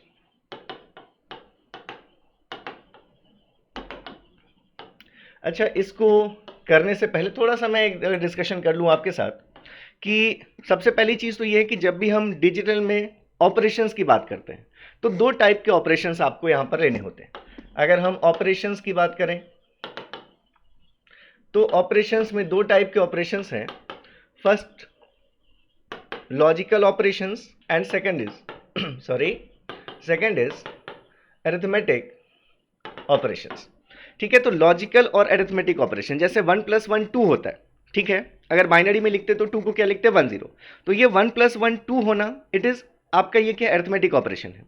लेकिन अगर उसी 1 + 1 को अगर हम इस फॉर्म में देखें हाई प्लस हाई, तो high plus high will be high only, मतलब 1 + 1 भी 1 ही होगा, ये है हमारा लॉजिकल ऑपरेशन। तो यहां पर हम मेनली दो टाइप के ऑपरेशंस देखते हैं, लॉजिकल एंड अरिथमेटिक। तो पहले जो हम लॉजिकल एक्सप्रेशन सिंप्लीफिकेशन में हम जो कन्फाइंड होंगे वो हम लॉजिकल ऑपरेशंस तक कन्फाइंड रहेंगे। एक और चीज, जैसे मान लीजिए कि हमारे पास कोई भी एक लॉजिक सर्किट है जिसमें हम कुछ इनपुट अप्लाई कर रहे हैं। मान लीजिए ए और बी दो इनपुट्स हमने अप्लाई किए, तो वो जो ए और बी हैं वो क्या हमारे लिए वेरिएबल्स हैं, जिनकी जगह पर हम क्या यूज कर सकते हैं, ए या बी की जगह पर आप क्या अप्लाई कर सकते हैं, सिर्फ 1 या 0 अप्लाई कर सकते हैं। जब हम बुलियन की बात कर रहे हैं अगर तो 1 या 0 आप अप्लाई कर सकते हैं ए या बी जो भी इनपुट्स हैं आपके उसकी जगह। तो ये जो ए और बी हैं इनको हम कहते हैं वेरिएबल्स। आपको मैं बिल्कुल बेसिक से लेकर चल रहा हूं, आपको किसी प्रीरिक्विजिट की जरूरत नहीं है, आपको सिर्फ यहाँ लेक्चर्स मिस नहीं करना, लेक्चर्स को आगे बढ़ाकर नहीं देखना, पूरी चीजें देखिए। अभी आप अगर पहली बार कर रहे हैं कोर्स तो भले आप स्पीड थोड़ी बढ़ा सकते हैं। तो यहां पर जैसे अगर हमने कहा कि हमारे पास अगर है ए, तो ये ए क्या हमारा, ये एक वेरिएबल है, और इसके जो पॉसिबल फॉर्म्स हैं ये दो फॉर्म में आपको दिख सकता है। जहां पर भी ए लिखा हुआ है तो या तो ये ए के फॉर्म में होगा या तो ये ए कॉम्प्लीमेंट के फॉर्म में होगा। ठीक है, मतलब अगर ए की वैल्यू मान लीजिए 0 है, ठीक है, तो ए 0 है हमारा, तो ए कॉम्प्लीमेंट की वैल्यू क्या होगी, नॉट ऑफ 0 दैट इज 1। तो ये जो दोनों चीजें हैं ए के दो forms A and A complement, इनको हम नाम देते हैं लिटरल्स, इनको हम कहते हैं लिटरल्स, इनको हम कहते हैं लिटरल्स ऑफ वेरिएबल ए। तो इतनी चीज हमें समझ में आ रही है, तो चलते हम अपने पहले टॉपिक की तरफ, जो कि हमारा लॉजिकल एक्सप्रेशन सिंप्लीफिकेशन। इसमें हमने बात की कि हम 3 मेथड्स यूज करने वाले हैं। फर्स्ट मेथड होगा हमारा Boolean algebra, Boolean algebra. Second will be K map and the third will be tabulation method, tabulation method. अब इसमें अगर हम देख लें कि हम ये जो बूलियन अलजेब्रा, के मैप और टेबुलेशन मेथड यूज करेंगे, ये चीजें कहाँ किसके लिए हम कौन सा मेथड यूज करें, तो सबसे पहली चीज है कि नंबर ऑफ वेरिएबल्स आपके लॉजिकल एक्सप्रेशन में कितने हैं जिसको आपको सिंप्लीफाई करना है। तो आप अगर देखें नंबर ऑफ वेरिएबल्स, तो बूलियन अलजेब्रा सुटेबल है अगर आपके पास सिर्फ एक वेरिएबल के लॉजिकल एक्सप्रेशंस दिख रहे हैं, या फिर अगर सिर्फ 2 वेरिएबल्स आपको दिख रहे हैं, या एट द मोस्ट अगर आपको 3 वेरिएबल्स तक दिख रहे हैं, तो हम सजेस्ट करते हैं कि आप बूलियन अलजेब्रा के थ्रू जाइए। ऐसा नहीं है कि 4 वेरिएबल के आप बूलियन के थ्रू सॉल्व नहीं कर सकते, लेकिन प्रोसीजर बहुत ज़्यादा हेक्टिक होगा। तो 1, 2 या 3 वेरिएबल्स तक अगर आपको दिख रहे हैं किसी लॉजिकल एक्सप्रेशन में, तो उसके लिए हम ये मेथड यूज करेंगे सिंप्लीफिकेशन के लिए, बूलियन अलजेब्रा। अगर हम के मैप की बात करें तो आपके पास अगर 2 वेरिएबल, 3 वेरिएबल, 4 वेरिएबल या अप टू 5 वेरिएबल तक का भी अगर आपके पास कोई लॉजिकल एक्सप्रेशन दिख रहा है आपको जिसे आपको सिंप्लीफाई करना है, तो आप यूज कर सकते हैं के मैप। और टेबुलेशन मेथड का यही एडवांटेज है, क्योंकि 5 वेरिएबल से ज़्यादा में के मैप में भी आपकी जो कॉम्प्लेक्सिटी है वो बहुत बढ़ जाएगी, तो उसके लिए इससे ज़्यादा वेरिएबल्स के लिए हम यूज़ करते हैं अपना मेथड टेबुलेशन मेथड। तो इसमें मैं लिख देता हूँ any number of variable, any number of variables, किसी भी नंबर ऑफ वेरिएबल्स के लॉजिकल एक्सप्रेशन को सिंप्लीफाई करने के लिए आप यूज़ कर सकते हैं टेबुलेशन मेथड। एक और चीज़ यहाँ पर हम डिस्कस कर लेते हैं कि जब आप बूलियन अलजेब्रा को यूज़ करते हैं, तब जो आपके पास ट्रूथ टेबल होगा उसमें जो आउटपुट्स में आपको चीज़ें दिखेंगी वो सिर्फ या तो 0 दिख सकती हैं या तो 1 दिख सकती हैं। लेकिन अगर आप बात करते हैं के मैप की या फिर टेबुलेशन मेथड की, तो यहाँ पर आउटपुट के 2 से ज़्यादा एक और फॉर्म हो सकता है, तीसरा form that is don't care. मतलब अगर आप के मैप या टेबुलेशन मेथड के थ्रू जाते हैं तो आउटपुट की 3 पॉसिबिलिटीज हैं, आउटपुट या तो 0 हो सकता है, या तो 1 हो सकता है, तो डोंट केयर हो सकता है। तो जब 3 पॉसिबिलिटी वाले आउटपुट्स हैं उस केस में भी आपको इन दोनों मेथड्स में से सेलेक्ट करना चाहिए। तो यहाँ पर अगर हम देखें जो पॉसिबल आउटपुट्स हैं, वो आउटपुट्स बूलियन अलजेब्रा के केस में सिर्फ 0 या 1 हो सकता है, के मैप के केस में 0 और 1 और डोंट केयर हो सकता है। ये हमारा डोंट केयर का सिंबल है, आगे बहुत डिटेल में हम डिस्कस करेंगे इसको। और इस केस में भी 0 और 1 और डोंट केयर, ये आउटपुट के 3 फॉर्म यहाँ पर भी आपको देखने को मिलेंगे। तो चलिए हम स्टार्ट करते हैं सबसे पहले अपना टॉपिक बूलियन अलजेब्रा से। अब बूलियन अलजेब्रा के जो बेसिक लॉज हैं यहाँ पर मैं आपको नहीं बता रहा हूँ, वो मैं क्वेश्चंस में ही सारी चीज़ें आपको क्लियर कर दूंगा। अब हमारी मेच्योरिटी लेवल इतनी है कि हमें प्रॉब्लम नहीं होगी। ठीक है। तो बिल्कुल आप ये मत सोचिएगा कि मैंने बुलियन को शुरू से क्यों शुरू नहीं किया, आपको सारी चीज़ें समझ में आ जाएंगी। तो जैसे बुलियन अलजेब्रा में आप ये जानते हैं कम्यूटेटिव लॉ क्या होता है, एसोसिएटिव लॉ क्या होता है, डिस्ट्रीब्यूटिव लॉ क्या होता है, फिर भी मैं यहाँ सारी बात करूंगा उस टॉपिक के अंदर नहीं, क्वेश्चंस के थ्रू आपको समझाता हूं मैं। तो अगर हम सबसे पहले बात करें बुलियन अलजेब्रा की, बुलियन अलजेब्रा तो हम ये यूज क्यों करते हैं, तो आप लिख सकते हैं it is used to simplify logical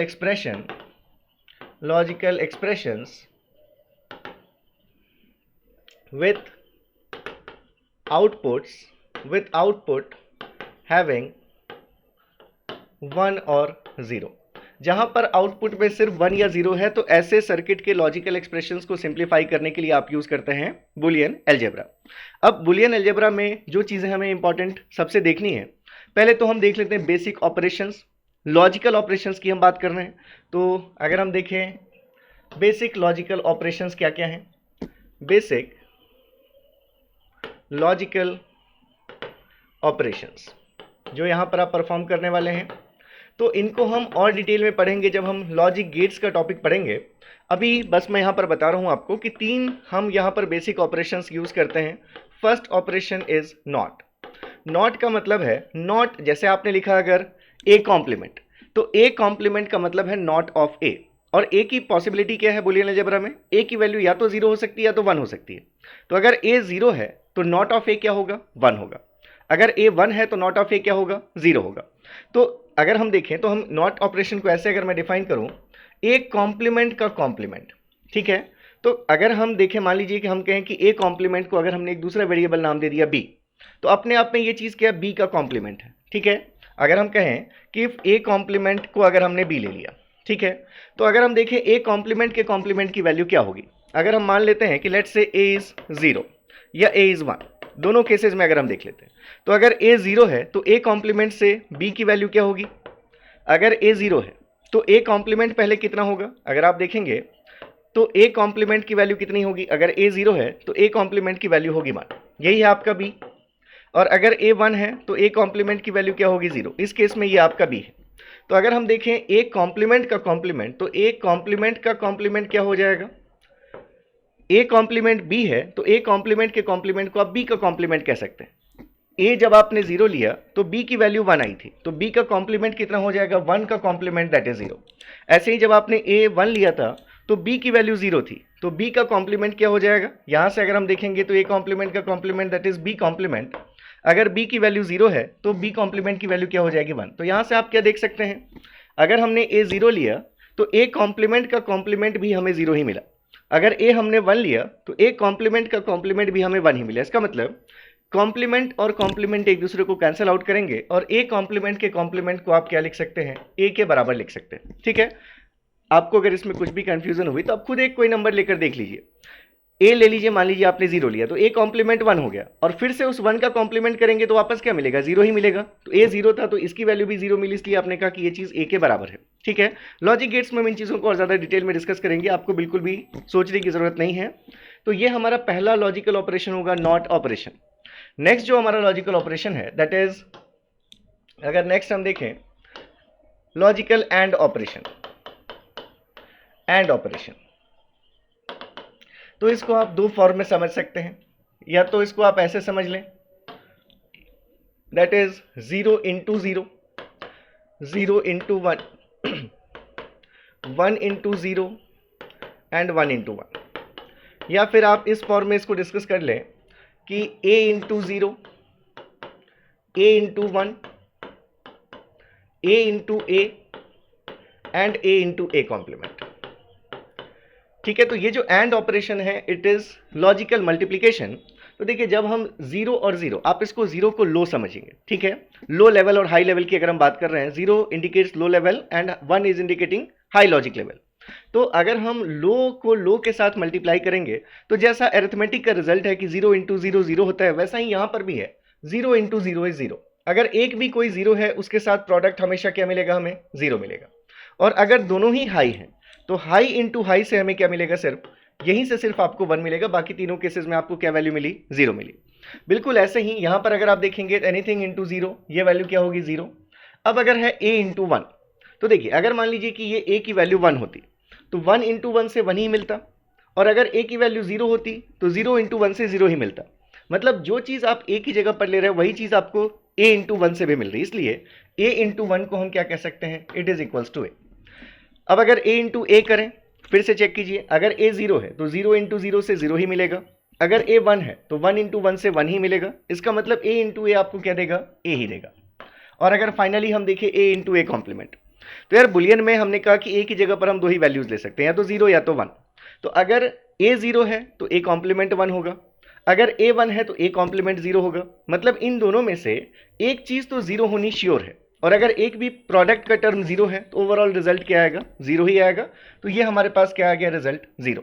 तो ये हमारे लिए बहुत इंपॉर्टेंट है, ये बेसिक चीज़ें हैं, सबको पता है, लेकिन इनको किस तरह से आपको लॉजिकल एक्सप्रेशन सिंप्लीफिकेशन के लिए यूज़ करना है वही बताना हमारे इस लेक्चर का पर्पस है। तो थोड़ी सी देर आपको और वेट करना है, और उसके बाद डायरेक्टली आप लॉजिकल एक्सप्रेशन सिंप्लीफाई करना शुरू कर देंगे। तो ये हमारे लॉजिकल एंड ऑपरेशन था हमारा। नेक्स्ट आप अगर देखें थर्ड, दैट इज लॉजिकल और ऑपरेशन। लॉजिकल और ऑपरेशन, तो यहाँ से अगर आप देखेंगे तो फिर से हम यहाँ पर या तो इस टर्म में बात कर ले, लो प्लस लो क्या होता है, लो प्लस हाई क्या होता है, हाई प्लस लो क्या होता है, और हाई प्लस हाई क्या होता है। या फिर हम इस टर्म में बात कर लें कि ए प्लस लो क्या होगा, ए प्लस हाई क्या होगा, ए प्लस ए क्या होगा, और ए प्लस ए कॉम्प्लीमेंट क्या होगा। तो ये चीज़ें आपको बिल्कुल क्लियर होनी चाहिए, ठीक है। देखिए सबसे पहली चीज़ तो ये है, आपको बस इतना ध्यान रखना है, high plus anything is equals to high. मतलब जैसे देखिए यहाँ 1 + 1 अगर एर्थमेटिक सर्किट होगा, हमने पहले भी बात की, तो हम इसका रिजल्ट लिखते 2, लेकिन हम क्योंकि लॉजिकल ऑपरेशंस की बात कर रहे हैं तो 1 + 1 की भी वैल्यू 1 ही होगी, 2 नहीं होगी। कितनी होगी, 1। इसको हम क्या कहेंगे, high plus high will give you high. तो अगर हम हाई वोल्टेज में चाहे हम लो वोल्टेज ऐड करें या हम हाई वोल्टेज ऐड करें, वो तो ऑलरेडी हाई है, तो हमें जो वैल्यू मिलेगी वो क्या मिलेगी, हाई ही मिलेगी। लेकिन अगर दोनों ही लो हैं तो लो प्लस लो आपको क्या देगा, लो देगा। इसके बाद अगर आप देखें तो लो प्लस हाई, ये भी आपको हाई मिलेगा, हाई प्लस लो, ये भी आपको हाई मिलेगा। तो 1 + 0 या 0 + 1 या 1 + 1, ये तीनों ही वैल्यूज कितनी हैं, 1 है। अब ऐसे ही अगर आप यहां से देखें तो a + 0, अब अगर मान लीजिए a की वैल्यू 0 होती तो 0 + 0 से 0 ही मिलता, अगर a की वैल्यू 1 होती तो 1 + 0 से 1 ही मिलता। इसका मतलब a + 0 से हमें a ही मिलेगा, ठीक है। a में कुछ ऐड नहीं किया आपने तो क्या मिला आपको, a ही मिला। अगेन अब यहां पर देखें तो 1 + एनीथिंग वाली कंडीशन है, बहुत ध्यान में रखनी ये चीज। 1 + एनीथिंग कभी भी अगर आपको मिलता है तो हमेशा उसकी वैल्यू को आपको 1 लेना है। a 0 होगा तो 1 + 0 1 मिलेगा, a 1 होगा तो भी 1 + 1 1 ही मिलेगा। Therefore a + 1 is 1 irrespective of the value of a की वैल्यू कुछ भी हो, रिजल्ट 1 मिलना है। अब a + a क्या होगा, तो ये सबसे इंपॉर्टेंट मेरे अकॉर्डिंग लॉजिकल एक्सप्रेशन सिंप्लीफिकेशन के लिए सबसे इंपॉर्टेंट टर्म है। अब इसमें आप बोलेंगे सर इससे इजी क्या होगा, a + a तो a होता है, हम जानते हैं, लेकिन क्या आप यूज करते हैं उस चीज को, इंपॉर्टेंट ये है। तो a + a फिर से आप देख सकते हैं 0 + 0 से 0 ही मिलेगा और 1 + 1 से 1 ही मिलेगा। इसका मतलब a + a आपको a ही देगा। और अगर हम देखें a + a कॉम्प्लीमेंट, तो फिर से इन दोनों में से एक चीज तो 0 होना श्योर है, अगर a 1 है तो a कॉम्प्लीमेंट 0 होगा, अगर a 0 है तो a कॉम्प्लीमेंट 1 होगा। तो एक 0 और एक 1 को आप ऐड कर रहे हैं, तो 1 + 0 is what, 1 + anything is 1, therefore it is equals to 1। तो अब ये जो हमने चीजें लिखी हैं, अब मैं यहां पर आपको कुछ इंपॉर्टेंट करके पॉइंट्स लिख देता हूं जो आपको हमेशा ध्यान में रखने, सिर्फ इतने 3 ऑपरेशन से। वो क्या पॉइंट्स हैं, important points which must be remembered points. तो सबसे पहली चीज है हमारे पास कि 1 + anything, anything means any variable, either it is 0 और it is 1, 1 + anything is equals to 1, ठीक है। ये पहली चीज आ गई हमारे पास। अब इसको कैसे यूज करेंगे सिंप्लीफिकेशन में, जैसे मान लीजिए आपके पास अगर होता ab + abc + abd + abc बार, ठीक है। अगर ये चीज आपको दिख रही है तो अगर आप देखें तो इसमें से ab का टर्म आपको सभी में कॉमन दिख रहा है, तो अगर आपने इन सभी में से ab कॉमन कर लिया तो आपके पास क्या चीज बचेगी, यहाँ ab में से ab कॉमन किया तो 1 बचेगा, यहाँ ए बी सी में से ए बी कॉमन किया तो सी बचेगा, यहाँ डी बचेगा, यहाँ सी कॉम्प्लीमेंट बचेगा। तो इससे हमें कोई मतलब ही नहीं है, हमें बस क्या दिख रहा है कि अगर 1 प्लस एनीथिंग आ गया, अगर एक 1 है उसके साथ कुछ भी एडेड है, तो हमें इससे कोई फर्क नहीं पड़ता कि ये चीज़ क्या है, हमेशा इस पूरे की जो वैल्यू होगी वो 1 ही होगी। तो आपको ये टर्म क्या मिलेगा, यहाँ पर आपको वैल्यू मिलेगी ए बी इंटू 1। और अभी अभी हमने देखा कि a इंटू 1 से हमें a ही मिलता है। ये देखिए a इंटू 1 इज a, तो जैसे a इंटू 1 से a ही मिलता है, वैसे ही a b इंटू 1 से हमें क्या मिलेगा, a b ही मिलेगा। वैसे ही a b इंटू 1 से हमें क्या मिलेगा, a b। तो एक छोटे से कॉन्सेप्ट से आपने देखा कि ये लॉजिकल एक्सप्रेशन सिंप्लीफाई हो गया। तो इस तरह से आपको ये चीज़ बहुत इंपॉर्टेंटली ध्यान में रखनी है कि 1 plus anything is equals to 1, ये पहली चीज़। दूसरी चीज़ अगर हम नेक्स्ट बात करें तो और जो दूसरा हमारे लिए इंपॉर्टेंट पॉइंट है, that is a plus a any number of times. हम a को कितनी बार भी ऐड अगर कर देते हैं तो रिजल्ट क्या होता है, a ही होता है। रिजल्ट क्या होता है, a ही होता है। तो इसका हम यूज कैसे करें सिंप्लीफिकेशन के लिए। तो सिंप्लीफिकेशन में अगर आपको कहीं पर भी दिखता है कि कोई एक लॉजिकल एक्सप्रेशन लिखा है, अगर उस लॉजिकल एक्सप्रेशन के किसी एक टर्म को आप चाहें तो एक से ज्यादा कितनी बार भी प्लस के फॉर्म में लिख सकते हैं, उससे कोई फर्क नहीं पड़ेगा, उससे कोई फर्क नहीं पड़ेगा, क्योंकि a प्लस ए क्या होता है, ए ही होता है। तो सिर्फ एक ही बात नहीं है, अगर मान लीजिए हमसे कोई पूछे A B C plus A B C क्या होगा, तो इसकी वैल्यू भी क्या होगी, ए बी सी ही होगी। अगर इसको x मान लें तो x plus x equals to x, therefore ABC plus ABC equals to ABC। तो अगर हमें, अभी मैं बस एग्जांपल देने ही वाला हूं आपको, अगर आपको कभी दिखता है कि किसी लॉजिकल एक्सप्रेशन के किसी टर्म को एक से ज़्यादा बार यूज करने से अगर हमें सिंप्लीफिकेशन पॉसिबल होता हुआ दिख रहा है, तो आप जितनी बार चाहें उतनी बार आप उस टर्म को यूज कर सकते हैं, ठीक है। तो ये हमारा सेकेंड इंपॉर्टेंट पॉइंट था। थर्ड इंपॉर्टेंट पॉइंट देखिए, ये दो हो गए। इसके साथ जो चीज़ें और आपको ध्यान रखनी है, जैसे कभी भी अगर हम a प्लस ए कॉम्प्लीमेंट लेते हैं तो इसकी वैल्यू 1 होती है, और अगर हम कभी a इंटू ए कॉम्प्लीमेंट लेते हैं तो इसकी वैल्यू 0 होती है, ठीक है। देखिए, जैसे मैंने आपको बताया कि ऑलरेडी सेकंड लेक्चर रिकॉर्डेड है, तो उसमें मैंने आपसे लॉजिकल एक्सप्रेशन सिंप्लीफिकेशन के कुछ क्वेश्चंस और इसके साथ फिर मैंने वहाँ पर आपके लिए डील किया है shop and pause form of logical expression representation. तो वहाँ सॉप एंड पॉज फॉर्म में जब सिंप्लीफाई हम करते हैं तो कई बार हमें कैनोनिकल फॉर्म में जाना होता है। क्या होता है कैनोनिकल फॉर्म, ये सभी चीज़ें भी मैंने वहाँ पर डिस्कस की हैं।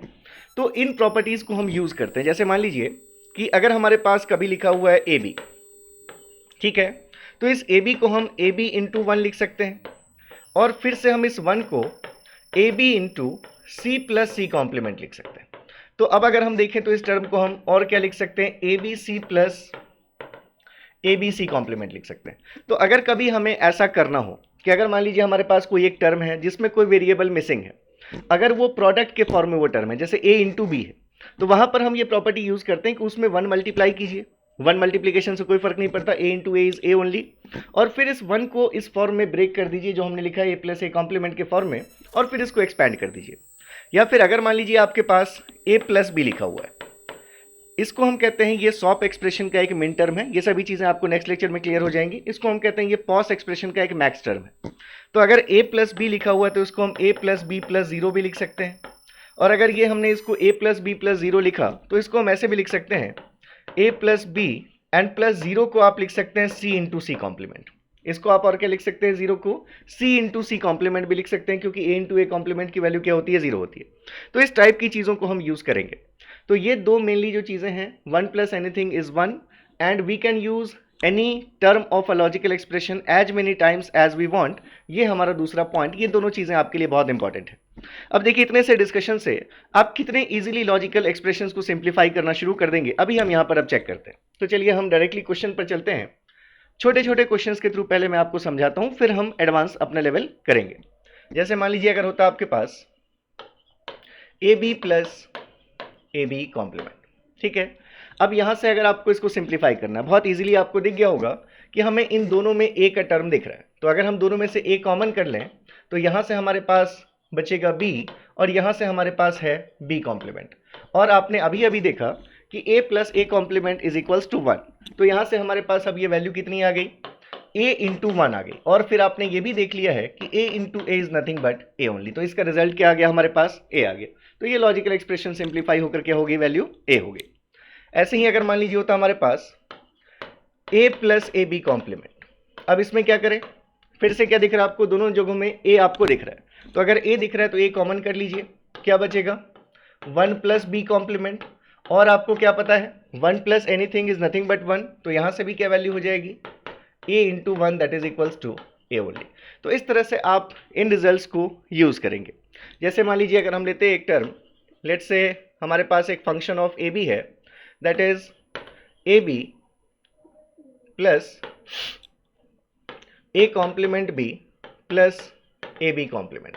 ठीक है, तो आप देखिए यहां पर आपको क्या दिख रहा है सिंप्लीफिकेशन के लिए, ये जो टर्म ए बी है, अगर हम इन दोनों टर्म्स को देखें तो हमें दोनों में बी कॉमन दिख रहा है, तो इन दोनों में से हम बी कॉमन कर सकते थे। हमें इस ए बी के साथ इस ए बी कॉम्प्लीमेंट में भी एक टर्म ए कॉमन दिख रहा है, मतलब अगर हम इस ए बी को 2 बार लिख लें तो हम इसके साथ भी एक बार सिंप्लीफाई कर सकते हैं ए बी को, और इसके साथ भी कर सकते हैं। तो यहां पर हम प्रॉपर्टी यूज करेंगे, यहां पर हम प्रॉपर्टी यूज करेंगे कौन सी, using property a plus A is equals to A. तो हम लिख सकते हैं A B plus A B is equals to again what A B, मतलब हम इस ए बी टर्म को हम जितनी बार चाहें उतनी बार हम यूज कर सकते हैं। Therefore using A B two times, अगर हम ए बी को 2 बार यूज कर लें तो क्या होगा, देखिए यहां से अगर हमने एक बार इसको लिखा A B plus A complement B, जैसा यहां तक लिखा हुआ था, अब फिर हमने इस ए बी को एक बार और लिखा, अब ये A B plus A B ही होगा, इसलिए हम 2 बार लिख सकते हैं, कोई प्रॉब्लम नहीं है। और एक ये जो टर्म आपका बचा हुआ है that is A B complement.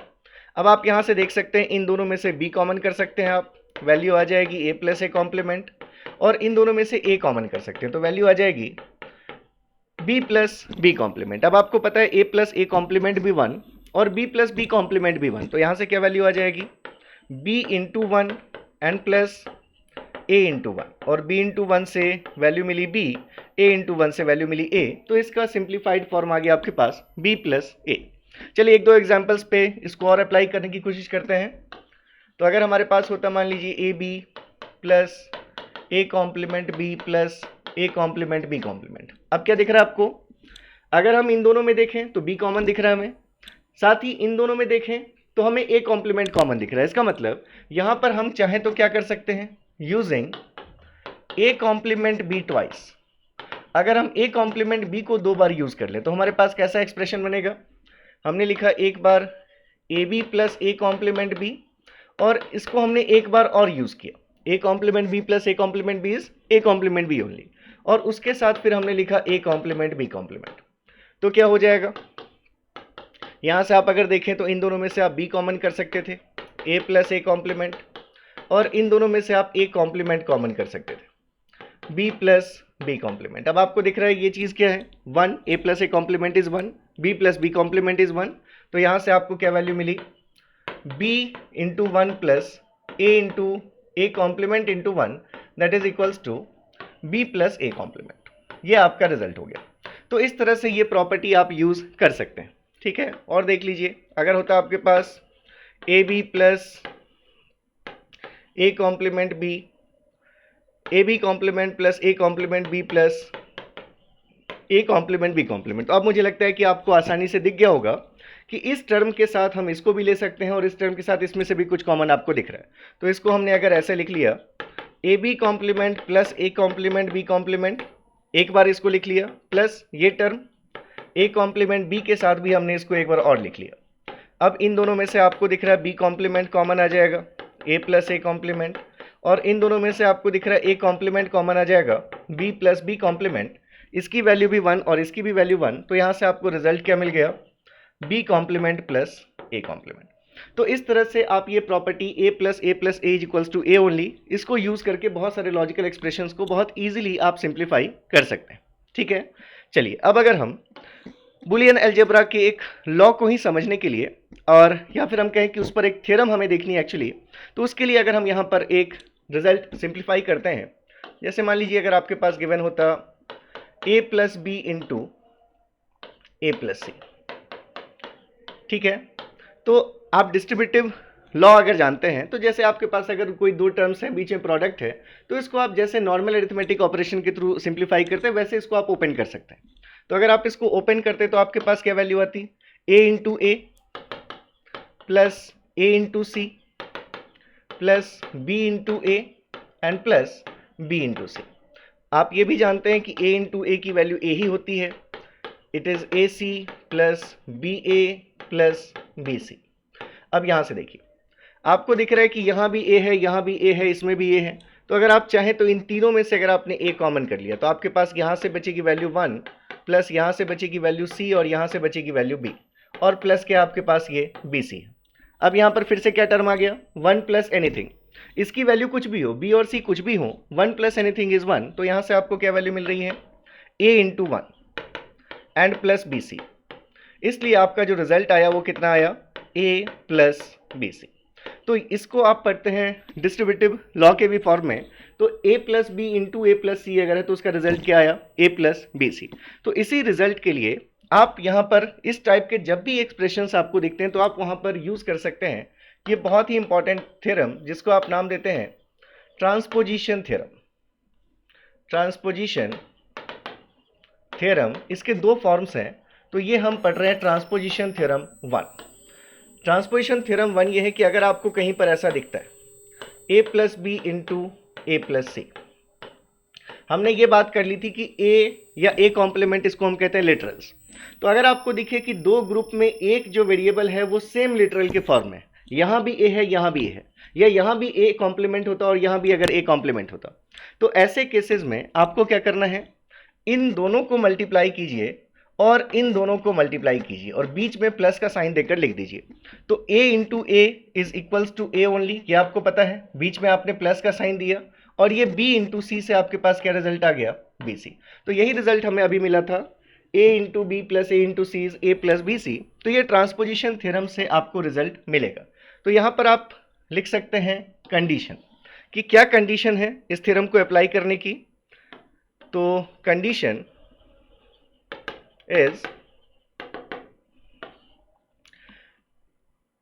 One literal must be same in both groups,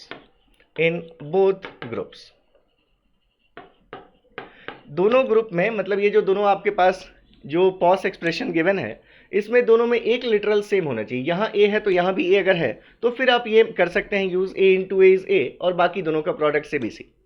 जरूरी नहीं कि सिर्फ एक ही के लिए हो। जैसे मान लीजिए अगर आप इस ट्रांसपोजिशन थ्योरम को समझ रहे हैं तो आपके पास अगर कभी ऐसा आता, let's say a plus B plus c into A plus B plus d, तो अगर आप यहाँ पर देखें, अगर आप मान लीजिए कि इसको, ये जो आपके पास a प्लस बी है, यहाँ भी आपको a प्लस बी दिख रहा है और यहाँ भी आपको a प्लस बी दिख रहा है, मतलब अगर हम मान लेते कि let a plus b is equals to x, तो ये एक्सप्रेशन कैसा था, x plus c into x plus d, ये ऐसा एक्सप्रेशन था। तो आपको दिख रहा है कि दोनों में एक वेरिएबल क्या हमारा सेम लिटरल है, तो हम यहाँ पर ट्रांसपोजिशन थ्योरम यूज कर सकते हैं, इन दोनों का प्रोडक्ट और इन दोनों का प्रोडक्ट। तो ये रिजल्ट कितना आ जाता, x इंटू एक्स से आपको x मिलता और c इंटू डी से आपको वैल्यू मिलती सी डी। तो इसी तरह से यहाँ पर आप कर सकते थे a plus B into A plus b multiply कीजिए और c इंटू डी कीजिए, ठीक है। तो ये रिजल्ट आ जाता हमारे पास a plus B into A plus b और प्लस c इंटू डी। अब देखिए जैसे a इंटू ए होता है वैसे ही a plus B into A plus b करेंगे तो इसकी वैल्यू भी a प्लस बी ही आएगी। तो यहाँ से हमारे पास क्या रिजल्ट आ जाता, a plus B plus c d, ये हमारा रिजल्ट होता, ठीक है। जैसे मान लीजिए होता अगर आपके पास x complement plus y into x complement plus z. अब आपको फिर से क्या दिख रहा है, यहाँ पर फिर से आपको दिखा कि ये दोनों लिटरल्स हमारे जो एक है वो सेम दिख रहा है, यहाँ भी एक्स कॉम्प्लीमेंट यहाँ भी एक्स कॉम्प्लीमेंट। तो इन दोनों को मल्टीप्लाई कर लीजिए और इन दोनों को मल्टीप्लाई कर लीजिए, तो रिजल्ट क्या आ जाएगा, x complement into x complement से आपको एक्स कॉम्प्लीमेंट ही मिलेगा और plus y into z, that is x bar plus y z. ये हमारा क्या आ गया, रिजल्ट आ गया। ऐसे ही अगर मान लीजिए हम और ले लें, अगर मान लीजिए होता हमारे पास A plus B A bar plus B and अगर होता ए बार प्लस बी बार। अगर हमें इसको सिंप्लीफाई करना तो देखिए यहाँ पर आप ट्रांसपोजिशन थ्योरम अलग अलग तरीके से लगा सकते हैं। यहाँ पर दो मेथड से लगाने के, अगर आप इन दोनों को देखें तो दोनों में ए कॉम्प्लीमेंट और ए कॉम्प्लीमेंट दिख रहा है, तो इस पर भी ट्रांसपोजिशन थ्योरम अप्लाई कर सकते हैं। या फिर अगर इन दोनों को देखें तो ये जो चीज़ लिखी हुई है इसको हम ऐसे भी लिख सकते हैं। आप यहाँ पर चाहें तो मैं दो मेथड्स के फॉर्म में आपको बता देता हूँ। Method 1 using transposition theorem 1 only, दोनों में हम ट्रांसपोजिशन थ्योरम 1 ही यूज करेंगे। तो एक मेथड तो हमारे पास ये होता कि अगर हम इसको ऐसे लिख लेते b प्लस ए, इस a प्लस बी को हम b प्लस ए लिख सकते हैं, इससे कोई फर्क नहीं पड़ता। यही एसोसिएटिव प्रॉपर्टी भी कहलाती है और गेट की। तो यहाँ पर b प्लस ए और इसको भी हमने लिख लिया b प्लस ए कॉम्प्लीमेंट, और इसको एज इट इज रहने दिया हमने a complement plus b complement. अब आपको क्या दिख रहा है, इन दोनों ग्रुप्स में जो एक लिटरल है b वो दोनों सेम है, यहाँ भी b है और यहाँ भी b है। तो क्या कर सकते हैं हम इन दोनों को प्रोडक्ट कर लेंगे और इन दोनों को प्रोडक्ट कर लेंगे, तो हमारे पास ये रिजल्ट कितना आ जाता, b इंटू बी से b ही मिलता plus a into A complement से क्या वैल्यू मिलती है आपको, 0 मिलती। ठीक है, और इसके साथ आपको मल्टीप्लाई क्या करना है, a complement plus b complement, ये जो आपका टर्म था। तो अब b प्लस 0 की वैल्यू तो b ही होगी, और b को जब आप मल्टीप्लाई करेंगे तो एक टर्म आएगा आपके पास b a कॉम्प्लीमेंट और प्लस एक टर्म आएगा आपका b इंटू बी कॉम्प्लीमेंट, और b इंटू बी कॉम्प्लीमेंट क्या होता है, 0, ये हम देख चुके हैं। तो b into b complement is 0, और किसी भी चीज़ में 0 ऐड करेंगे रिजल्ट सेम रहेगा, बी ए कॉम्प्लीमेंट। तो ये हो गया हमारा मेथड 1। अब इसी में ट्रांसपोजिशन थ्योरम हम और कैसे अप्लाई कर सकते थे, तो इन दोनों ग्रुप्स पर अप्लाई कर सकते थे पहले। तो अगर हम देखें ट्रांसपोजिशन थ्योरम 1 का ही सेकंड मेथड, तो अगर हमने इसको ऐसे लिख लिया a plus B, A complement plus B and A complement plus B complement, तो अब यहाँ पर हमें दिख रहा है यहाँ भी ए कॉम्प्लीमेंट है और यहाँ भी ए कॉम्प्लीमेंट है। तो इस ग्रुप, इन दोनों ग्रुप्स पर पहले ही हम ट्रांसपोजिशन थ्योरम अप्लाई कर सकते हैं। इन दोनों को मल्टीप्लाई कर लीजिए और इन दोनों को मल्टीप्लाई कर लीजिए, तो क्या रिजल्ट मिलता है आपको। पहले ग्रुप में तो अभी आपने कोई ऑपरेशन परफॉर्म किया नहीं, ये a plus b as it is है। ये a complement into A complement से आपको क्या मिलेगा, a कॉम्प्लीमेंट ही मिलेगा प्लस, अब यहाँ b इंटू बी कॉम्प्लीमेंट फिर से क्या दे देगा आपको, 0 दे देगा। तो b into b complement is 0। अब a कॉम्प्लीमेंट को जब हम मल्टीप्लाई करेंगे तो a into A complement 0 and plus b into A complement, तो यहाँ से भी देखिए आपको सेम रिजल्ट मिल गया, b इंटू ए कॉम्प्लीमेंट। तो इस तरह से हम यूज़ कर सकते हैं अपने ट्रांसपोजिशन थ्योरम 1 को।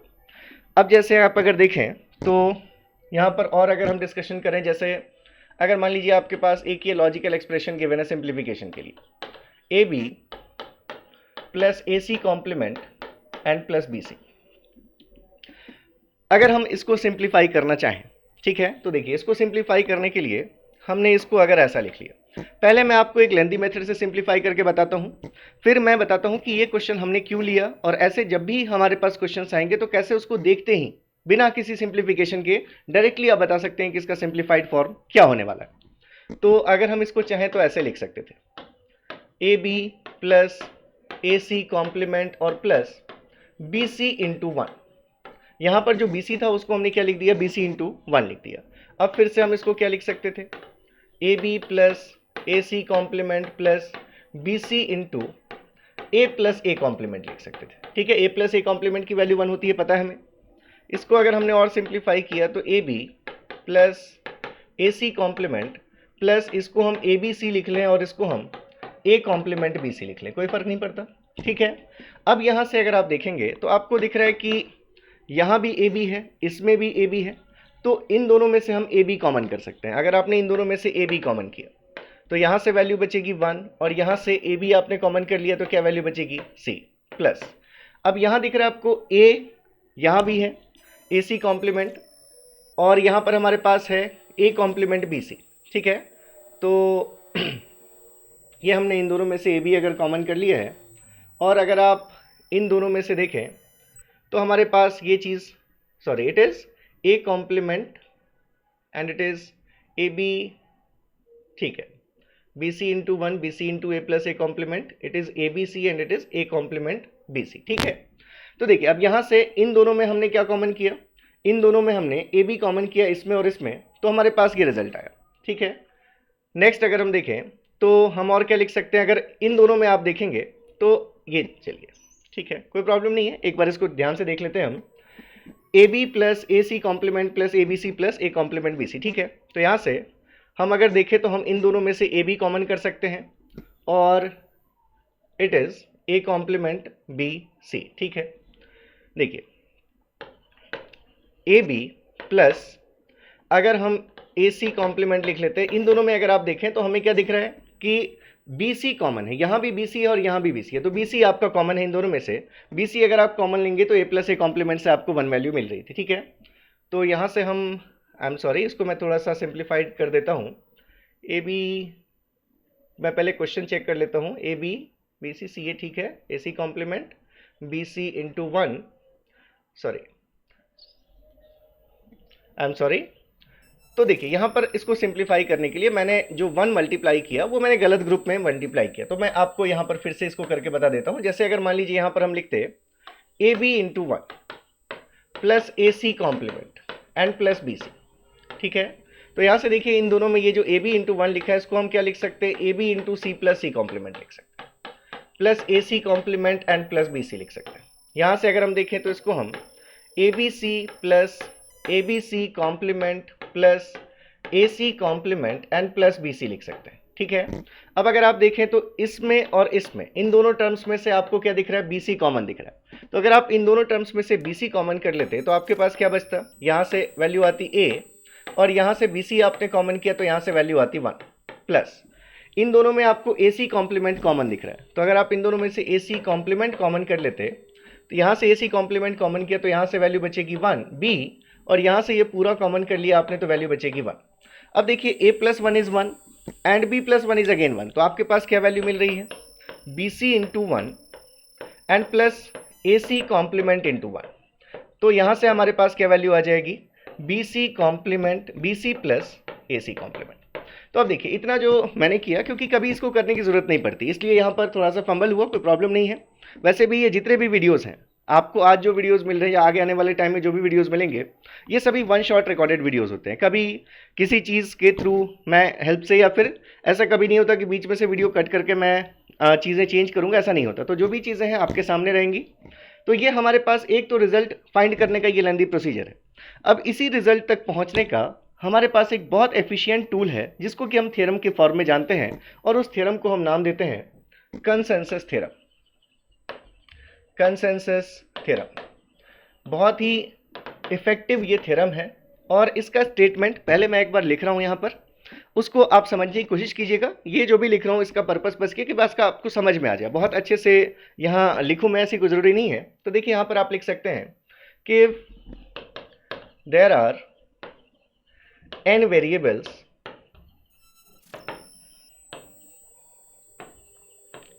in an expression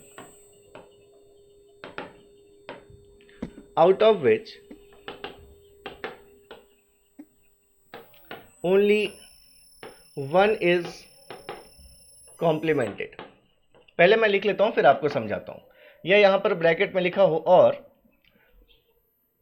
only one is not complemented, then the simplified form will contain only the terms having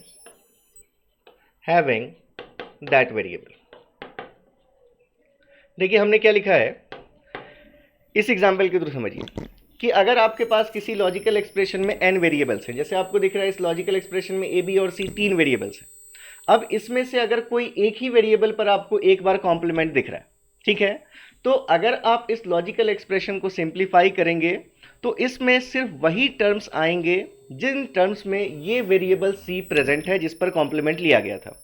जैसे अगर आप देखें तो उसका सिंप्लीफाइड फॉर्म क्या मिला आपको, ए सी कॉम्प्लीमेंट मिला, ये टर्म तो मिला ही, और जिसमें ये सी वेरिएबल था वो टर्म आपको और मिला, बी सी भी आपको मिला। तो वही चीज़ हमने यहाँ पर लिखी है कि if there are n variables in an expression, किसी एक्सप्रेशन में अगर टोटल n वेरिएबल्स हैं लेकिन अगर उसमें से किसी एक ही वेरिएबल पर कॉम्प्लीमेंट है तो सिंप्लीफाइड फॉर्म में सिर्फ वही टर्म्स आएंगे जिन टर्म्स में वो वेरिएबल प्रेजेंट है। अब यहाँ पर ब्रैकेट में हमने लिखा और नॉट कॉम्प्लीमेंटेड, तो जैसा हमने यहाँ पर लिया कि अगर सभी पर कॉम्प्लीमेंट नहीं था, सिर्फ एक पर कॉम्प्लीमेंट था तो वो वेरिएबल आया। अगर बाकी सब पर कॉम्प्लीमेंट होता, एक पर कॉम्प्लीमेंट नहीं होता, तब वही टर्म्स आते हैं जिसमें अनकॉम्प्लीमेंटेड वेरिएबल है। जैसे मैं 2-3 एग्जांपल्स देता हूं, आपको समझ में आने लगेंगी चीज़ें। तो जैसे मान लीजिए होता अगर आपके पास कि a B plus A complement c plus B c, अगर इसका सिंप्लीफाइड फॉर्म पूछा जाता तो आपको सिर्फ ए पर कॉम्प्लीमेंट दिख रहा है, तो यूजिंग कंसेंसस थ्योरम डायरेक्टली आप लिख देते इसका सिंप्लीफाइड फॉर्म कि ये टर्म तो होगा ही, ए कॉम्प्लीमेंट सी तो होगा ही, और जिस टर्म में ये ए वेरिएबल आपको प्रेजेंट दिख रहा है, ए वेरिएबल कहां पर, इस टर्म ए बी में, तो आप इसको सिंप्लीफाई करके देख सकते हैं रिजल्ट जो आएगा उसमें सिर्फ ये दो टर्म्स आएंगे, ये टर्म हट जाएगा। ये रिडंडेंट टर्म है, सिंप्लीफिकेशन के बाद ये टर्म हट जाएगा। बिल्कुल ऐसे ही अगर मान लीजिए होता आपके पास A B complement plus A C plus B C, तो क्या दिख रहा है आपको, तीन वेरिएबल्स में से एक वेरिएबल बस बी पर ही कॉम्प्लीमेंट है, तो इस पूरे का जो सिंप्लीफाइड फॉर्म आएगा उसमें क्या क्या टर्म्स होंगे, जिसमें बी वेरिएबल जिन जिन टर्म्स में है बस वही टर्म्स आएंगे। मतलब यहाँ से ए बी कॉम्प्लीमेंट आएगा एक तो, और बी वेरिएबल और किस में है, इस बी सी में है, तो ये टर्म आएगा बी सी। ये आपका रिडंडेंट है, इस केस में ए सी आपका हट जाएगा। अब अगर मान लीजिए ऐसा होता ए कॉम्प्लीमेंट बी कॉम्प्लीमेंट प्लस ए complement c complement plus B complement c, अब आपको क्या दिख रहा है, यहाँ पर तीन वेरिएबल्स हैं, तीन टर्म्स में बाकी सभी पर कॉम्प्लीमेंट है, बस एक सी है जिस पर कॉम्प्लीमेंट नहीं है, तो यहाँ पर भी कंसेंसस थ्योरम आप यूज़ कर सकते हैं। अब यहाँ पर जैसे आपको दिखा कि सी में कॉम्प्लीमेंट नहीं है, तो जो सिंप्लीफाइड फॉर्म आएगा उसमें ये टर्म तो होगा ही, बी कॉम्प्लीमेंट सी, और इसके साथ और कौन से टर्म्स होंगे जिसमें ये वेरिएबल सी आपको प्रेजेंट दिख रहा है, तो सी कहाँ पर प्रेजेंट है, ए कॉम्प्लीमेंट सी कॉम्प्लीमेंट में, तो ये हमारा क्या आ जाएगा, ए कॉम्प्लीमेंट सी कॉम्प्लीमेंट। ये तीनों रिजल्ट्स कहाँ से आए हैं, using consensus theorem. Consensus theorem तो सिर्फ देखकर आप बता सकते हैं कि सिंप्लीफाइड फॉर्म क्या होगा। इसके साथ जैसे मान लीजिए अगर ऐसा होता, अगर होता ऐसा a B plus B complement c plus अगर होता आपके पास बी सी, ठीक है, अगर होता आपके पास ऐसा। अब इसमें अगर पूछे तो क्या करेंगे, तो इंपॉर्टेंट ये है कि ऐसा नहीं कि आप हर जगह कंसेंसस थ्योरम ही लगाएंगे। आपको दिख रहा है कि जिस टर्म पर कॉम्प्लीमेंट है वो टर्म तो तीनों ही टर्म से प्रेजेंट है, तो ऐसे केस में तो इसका सिंप्लीफिकेशन किया ही नहीं जा सकता कंसेंसस से, तो इसलिए यहां पर मैंने ये चीज इसलिए लिख दी कि आपको हमेशा माइंड में रखना है कि डोंट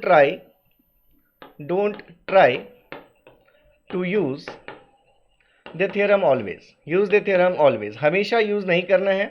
कब यूज करना है, जब आपको दिख रहा है कि हमारे कुछ टर्म्स ऐसे हैं जिसमें वो वेरिएबल नहीं है, तो वहां पर तो आपको रिजल्ट मिल जाएगा, लेकिन यहां पर जिस वेरिएबल पर कॉम्प्लीमेंट लिया गया अगर वो तीनों ही टर्म्स में वेरिएबल है तो किसको हटाएंगे, तो इसलिए ऐसे केसेस में आपको नॉर्मल सिंप्लीफिकेशन के फॉर्म से जाना पड़ेगा। और कैसे सिंप्लीफाई कर सकते हैं आप, तो आपको दिख रहा है कि यहाँ बी कॉम्प्लीमेंट सी है और यहाँ बी सी है, तो इन दोनों में से अगर आप सी कॉमन कर लें, इसको एज इट इज रहने दीजिए ए बी को, और इन दोनों में से अगर आपने सी कॉमन कर लिया तो आपके पास वैल्यू आ गई बी कॉम्प्लीमेंट प्लस बी, और बी कॉम्प्लीमेंट प्लस बी की वैल्यू 1 होती है, इसलिए रिजल्ट कितना आ गया, ए बी प्लस सी, ये आपका रिजल्ट है। तो यहाँ पर कंसेंसस थ्योरम यूज नहीं करेंगे।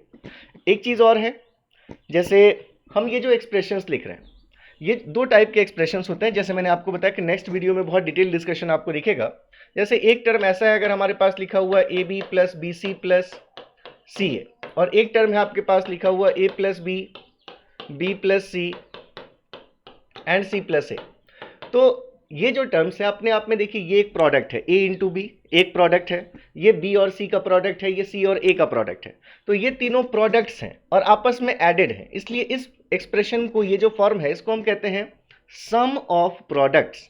ये क्या है, सम है, किन का सम है, ये प्रोडक्ट्स का सम है, ये भी प्रोडक्ट, ये भी प्रोडक्ट, ये भी प्रोडक्ट, तो इसको हम क्या कहते हैं, सम ऑफ प्रोडक्ट। और अगर आप इसको देखें तो अपने आप में ये एक सम है, ये एक सम है, ये एक सम है, तो तीन सम्स को हमने यहाँ पर प्रोडक्ट कर रखा है, तो इसलिए इसको हम क्या कहेंगे, it is product of some. तो ये सभी चीजें आपको नेक्स्ट वीडियो में मिलेंगी, इसलिए मैं बस यहाँ पर आपको लिख रहा हूँ that is it is POS. ये एक्सप्रेशन क्या कहते हैं, इसको हम कहते हैं पॉस एक्सप्रेशन। तो इंपॉर्टेंट ये है कि कंसेंसस थ्योरम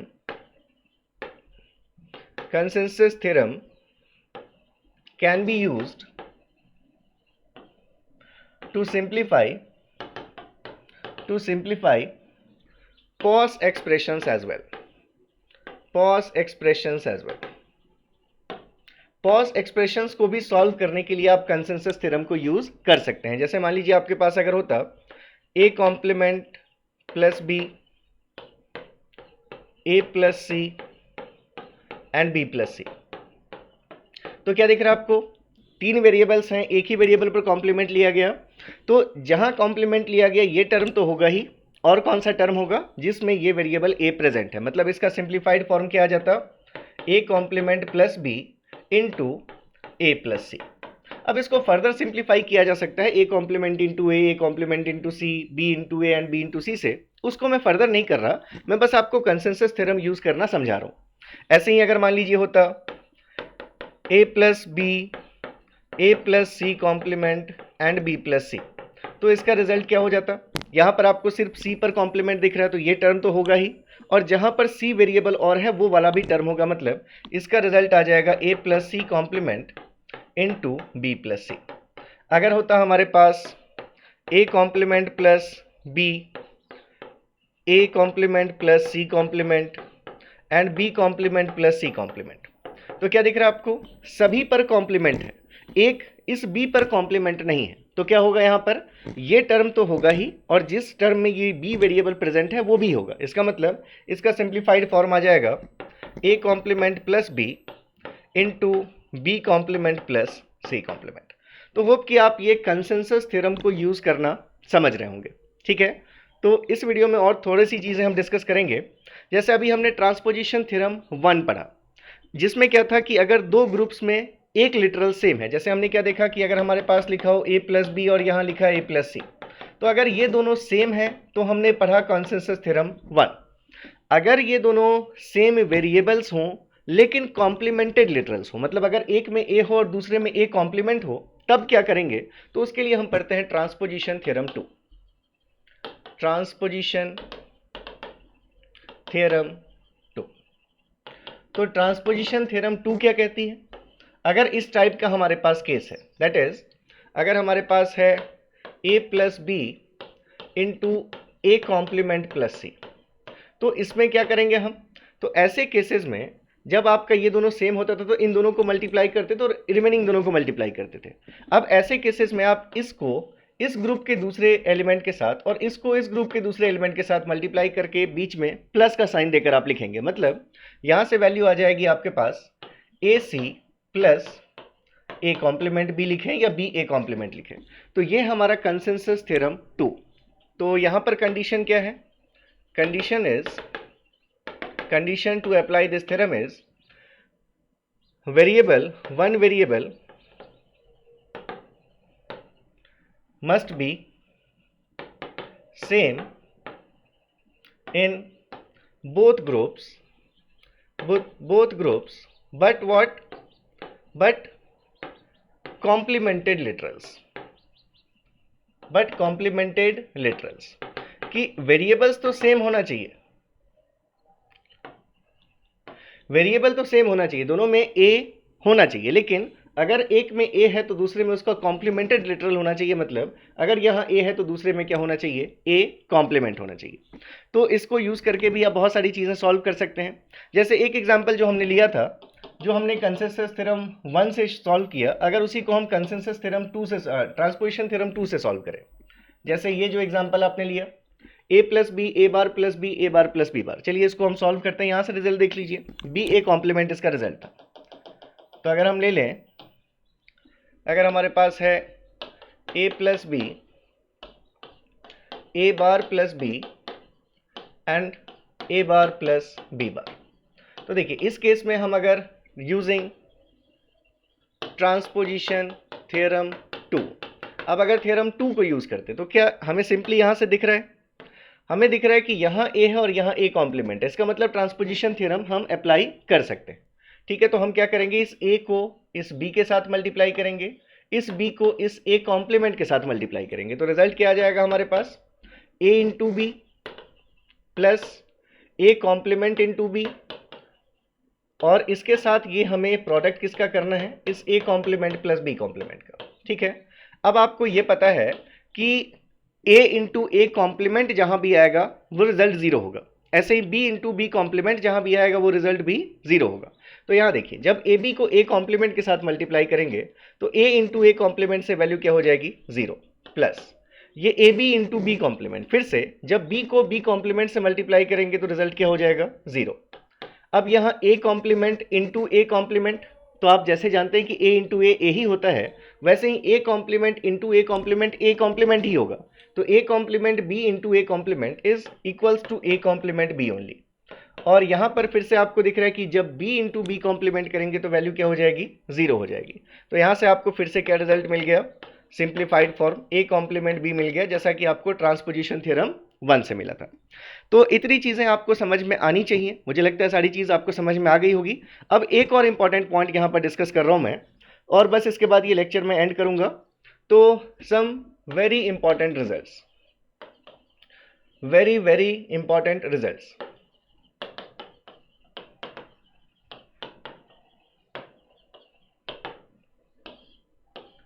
तो ये रिजल्ट्स हमेशा आपको ध्यान में रखने हैं, जो मैं यहाँ पर रिजल्ट्स दिख रहा हूँ। कैसे आते हैं रिजल्ट्स, ये भी अभी 1 मिनट में आपको बता दूंगा मैं।